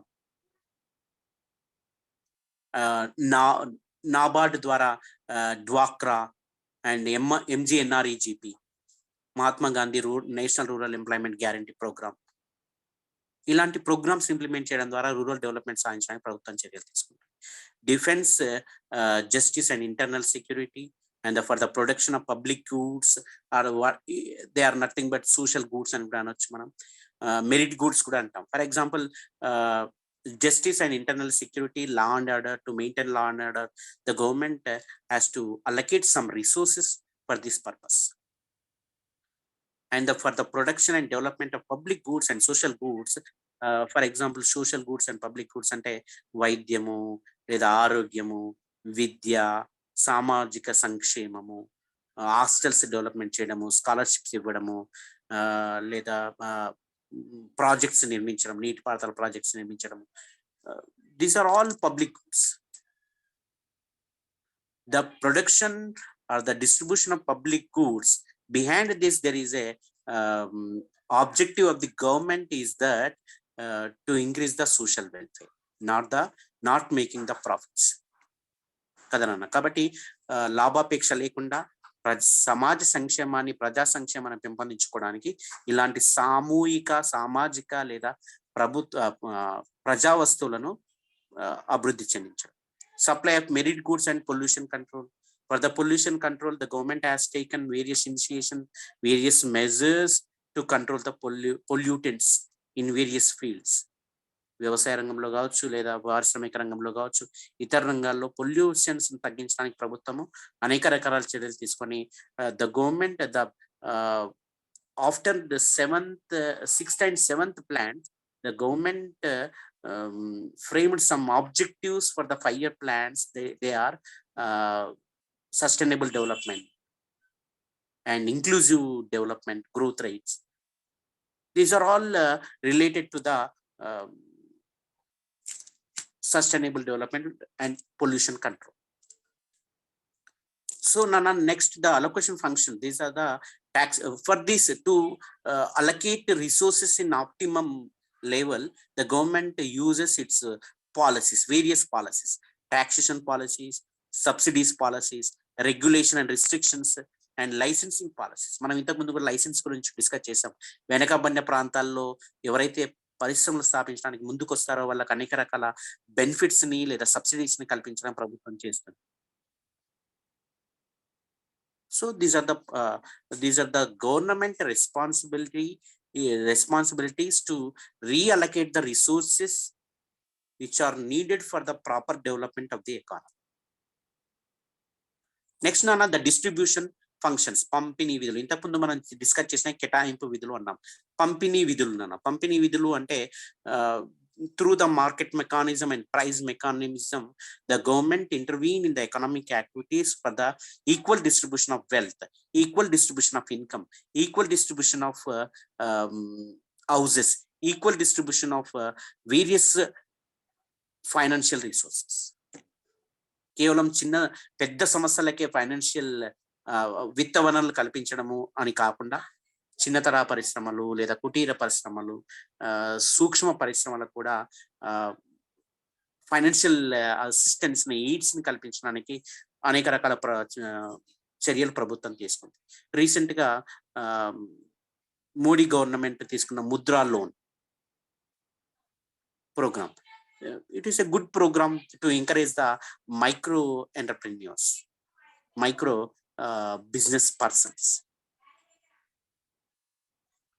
And a welfare state has the responsibility of reducing inequality in the economy. Therefore, the government through its fiscal policy try to reduce huge inequalities prevailing in the economy. So అందుకోసం ప్రభుత్వము progressive taxation, for example ఆదాయం పెరుగుతున్న కొద్దీ taxation పెంచడం, ఆదాయం తగ్గుతూ ఉంటే taxation తగ్గించడం. దాన్ని పురోగామి పన్ను విధానము అంటాం. తిరోగామి పన్ను విధానము ఉంటుంది, అనుపాత పన్ను విధానాలు ఉంటాయి. ఇట్లా వివిధ రకాల పన్నుల విధానాలను ఇంప్లిమెంట్ చేయడం ద్వారా ప్రభుత్వము డిస్ట్రిబ్యూషన్ ఫంక్షన్స్ ని చేస్తుంది, విధులు నిర్వహిస్తుంది. Subsidies in agriculture system, subsidies in construction area, subsidies in the industrial sector, subsidies in the tourism, subsidies in the food processing section, subsidies in the financial institutions sector కదనన్న. కాబట్టి అదే విధంగా ప్రభుత్వము నిరుద్యోగుల వృత్తి కల్పించడం, వృద్ధులకు పింఛన్ కల్పించడం, ఆసరా పెన్షన్ అంటున్నాం మనం ఇప్పుడు. For example, these are the transfer payments from government to the people without doing any work, physical work or mental work. They are earning some income. These incomes are known as transfer payments. ఏమి పని చేయకుండా వ్యక్తులు కొంతమంది ప్రభుత్వం నుండి ఆదాయాన్ని పొందగలుగుతారు. అలాంటి వాటినే బదిలీ చెల్లింపులు అంటాం, transfer payments. Next, public distribution system కదా. ఎవరికైతే జీవన ప్రమాణ స్థాయి తక్కువగా ఉంది, పర్ క్యాపిటల్ ఇన్కమ్ తలసరి ఆదాయం తక్కువగా ఉందో, అలాంటి దారిద్ర్యకు దిగువన ఉన్న వాళ్ళకి ప్రభుత్వం అనేక రకాల కార్యక్రమాలు చేపట్టడం ద్వారా, through the public distribution system, ప్రజా పంపిణీ వ్యవస్థ ద్వారా పింక్ రేషన్ కార్డ్ అని, వైట్ రేషన్ కార్డ్ అని, లేదా వాళ్ళకి మెడికల్ ఫెసిలిటీస్, హెల్త్ ఫెసిలిటీస్ ఫ్రీగా ఇవ్వడం అని, లేదా వాళ్ళకి సబ్సిడీ రేట్లో ఆహార పదార్థాలు కల్పించడము, సబ్సిడీ రేట్లో దుస్తులు అందించడం కానీ, అదేవిధంగా సబ్సిడీ రేట్లో వాళ్ళకి రైతులకి వ్యవసాయ పరికరాలు లేదా యంత్రాలు కల్పించడము, అలాంటివి కూడా ప్రభుత్వం చర్యలు తీసుకుంటుంది. This is nothing but subsidy policy. So these are the many welfare programs for the poor, and to reduce the economic inequality, to reduce the wealth and income inequality, the government has taken these distribution measures. These are the distribution functions, Nana. Expenditure on health and education, expenditure on merit goods, social security provisions, and drought and flood relief, food security through public distribution system, housing for poor, subsidized transport and communication, subsidized equipments and machines supplied to the farmers and micro business people. So these are the distributive functions of the government. Next, Nana, stabilization function. This is nothing but stabilization. To stabilize the economy, the government introduced in the economic activities, and it takes some measures for the control of trade cycles and price cycles. In some period, for example, after implementation of new economic reforms, the Indian government, the Indian economy experienced a high inflation rates, 15 to 20% in some goods and services. This is nothing but price cycles. దీన్నే మనము ధర చక్రాలు అంటాం. అదేవిధంగా వ్యాపార చక్రాలు. You know that what are the trade cycles? కదనన్నా, boom అని, రిసెషన్ అని, రికవరీ అని, economic depression. These four are the stages in trade cycles. These trade cycles are common in capitalist economy or market economy, but we could experience in various economies. There may be socialistic or communistic or mixed economies also. We experienced in India. So to control these trade cycles and price cycles, the government intervene in the economic activities, and it initiates some proper measures and policies. By implementing these, to reduce the instability in the economy and to make economy more and more stable, the government intervene in the economic activities. For this, the government uses the taxes policies, fee policies, spending policies, budget deficit policies, and public borrowing policies to control the economic fluctuations in the economy. కాబట్టి మనం for example public borrowing policy మనం introduce చేయడం, మనం అధికంగా ఉపయోగించుకోవడం ద్వారా ప్రభుత్వం అధికంగా రుణాలు తీసుకోవడానికి 1985 నుండి 1991 మధ్య ప్రయత్నం చేయడం ద్వారానే మనం మార్కెట్ ఎకానమీ ఫీచర్స్ ని భారతదేశంలో ఇంప్లిమెంట్ చేశాం. ఫీ పాలసీస్ కొన్ని రకాల జరిమానాలు విధించడం కానీ, to control the pollution in the industrial sector, the government initiated some fee policies or fine policies. కాబట్టి ఈ విధంగా బడ్జెట్ డెఫిసిట్స్, ఫర్ ఎగ్జాంపుల్ మనది ఆదాయాలు విపరీతంగా తగ్గిపోయిన, ప్రభుత్వానికి వచ్చే ఆదాయ మార్గాలు విపరీతంగా తగ్గి అధికంగా వ్యయం చేయాల్సి వచ్చింది. అలాంటి పరిస్థితుల్లో ప్రభుత్వము బడ్జెట్ డెఫిసిట్ పాలసీస్ ని ఇంట్రడ్యూస్ చేయొచ్చు అనేది జేఎం కీన్స్ ఉద్దేశం. కాబట్టి in under developed countries, in low developing countries, in developing countries, the government should may follow the budget deficit policies to control the economic fluctuations in the economy, according to J.M. Keynes. So these are all the stabilization functions of the government. స్థిరీకరణ విధులు అంటాం. ప్రభుత్వము ఆ విధంగా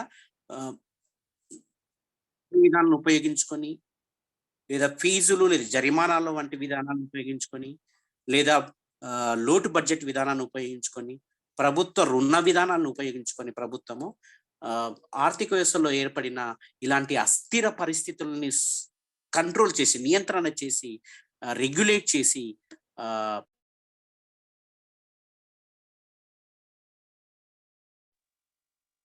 so these are the stabilization functions. To stabilize the economy, the government can utilize these policies to control over the prices, to develop the public distribution system, to control over foreign trade, pump priming, and surplus budgeting system.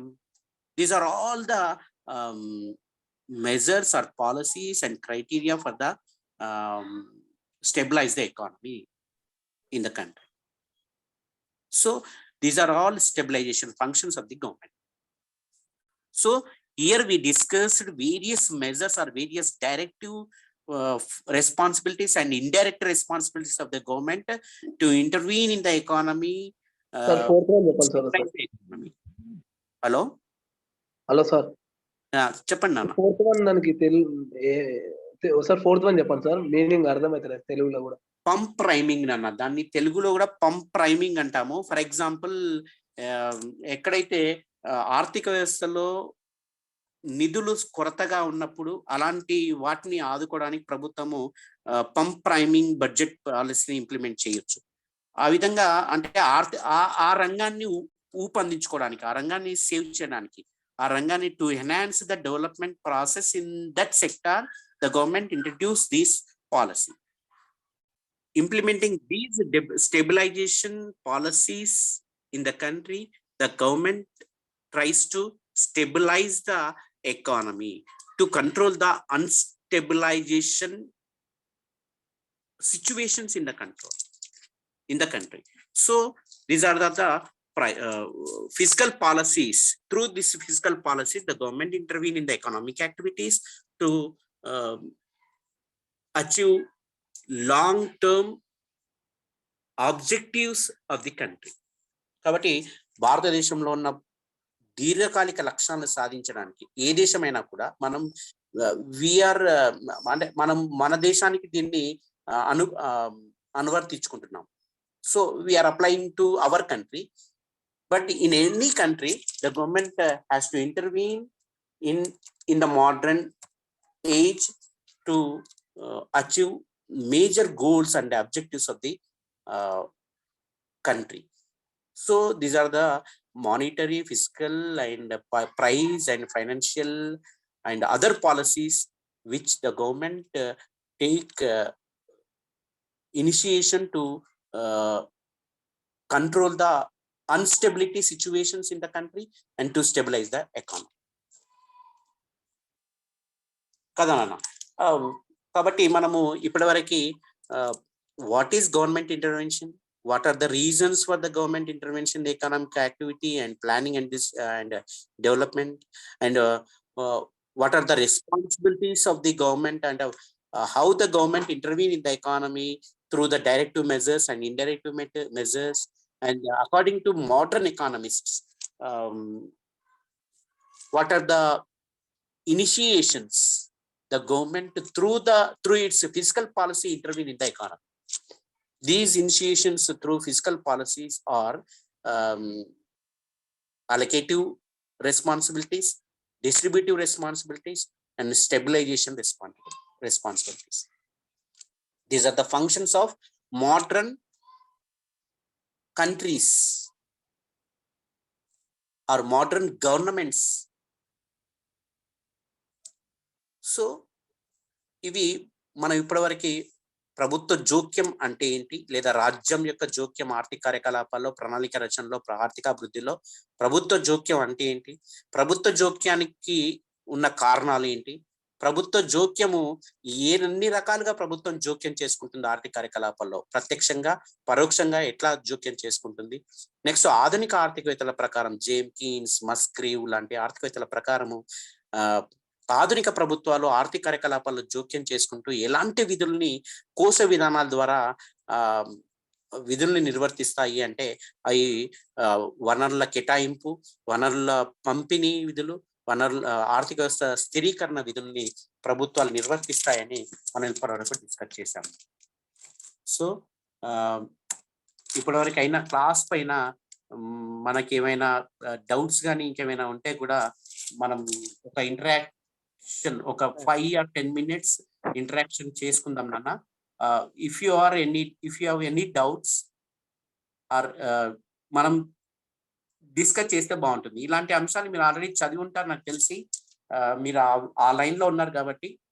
నాన్న sir good evening sir. Good evening నాన్న. Sir స్వప్నం sir నేను.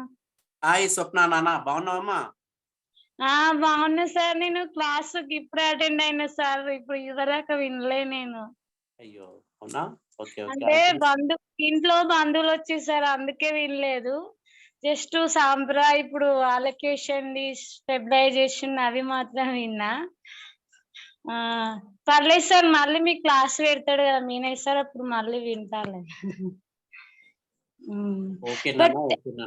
Sir but thank you sir, నేను అడిగినందుకు thank you so much sir, చెప్పినందుకు. Thank you నాన్న, thank you very much. చాలా బాగుంది సార్ మీ క్లాసు. పర్లేదు, మేము ఉన్నదే మీకోసం నాన్న. అయితే ఇక కొన్ని బిజీ షెడ్యూల్స్ వల్ల మేము చేయలేకపోతున్నాం, కానీ భాస్కర్ రెడ్డి సారు, మీనయ్య సారు చాలా టైం కేటాయిస్తున్నారు మీకోసము. వాళ్ళు చేసిన సేవలు కనీసం ఒక 1-2% కూడా చేయలేకపోతున్నాము. But we will try. మీకు ఎప్పుడన్నా అంటే వర్క్ లేకపోతే చెప్పండి సార్, ప్లీజ్ సార్, అట్లా ఏదన్నా. ఓకే నాన్న, డెఫినెట్లీ చెప్తానన్నా నేను. Okay sir, thank you so much sir. ఇప్పుడు ఇంతకు పంప్ ప్రైమింగ్ అని అడిగాడు ఒక స్టూడెంట్.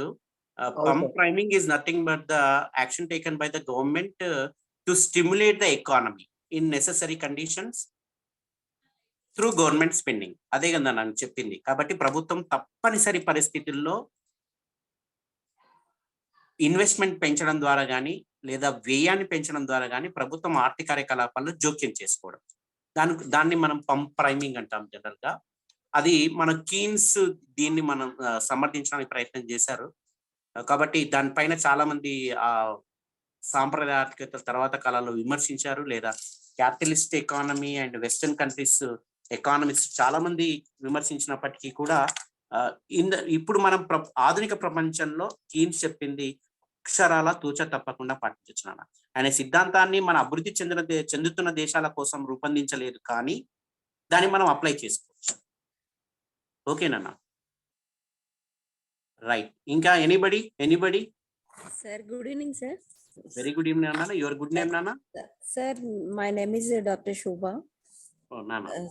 Sir, చాలా ఇన్ఫర్మేషన్ గ్యాదర్ చేశారు sir. Thank you so much. చాలా ఎక్స్ప్లెనేషన్ కూడా చాలా బాగుంది sir. Thank you sir, thank you so much. Okay నాన్న, మీరు డిఫరెంట్ మెటీరియల్స్ కూడా మార్కెట్ లో లభిస్తున్నాయి నాన్న. వాటిని ఒక్కసారి చూసుకొని మీరు జేఎల్ గానీ సివిల్ సర్వీస్ ఎకనామిక్స్ ఉంటుంది నాన్న, ప్రిలిమినరీ క్వశ్చన్ పేపర్, అదొక్కసారి సాలిడ్ క్వశ్చన్ పేపర్ కూడా దొరుకుతాయి మనకి మార్కెట్ లో. చూడగలిగితే మనకి ఈ టాపిక్స్ పైన క్వశ్చన్స్ ఎట్లా ఫ్రేమ్ చేశారో మనకు ఒక ఐడియా వస్తుంది. అవును సార్, ఇది డిఫరెంట్. ఇప్పుడు మైక్రోకు మైక్రో కన్నా డిఫరెంట్ గా ఉంటుంది సార్ దీన్ని. సో ఇప్పుడు మీరు చెప్పినట్టు మేము అదే ఫాలో అవుతాం sir. Thank you sir, thank you so much. Thank you very much all of you. It is my pleasure to interact with you. Thank you, sir. Thank you.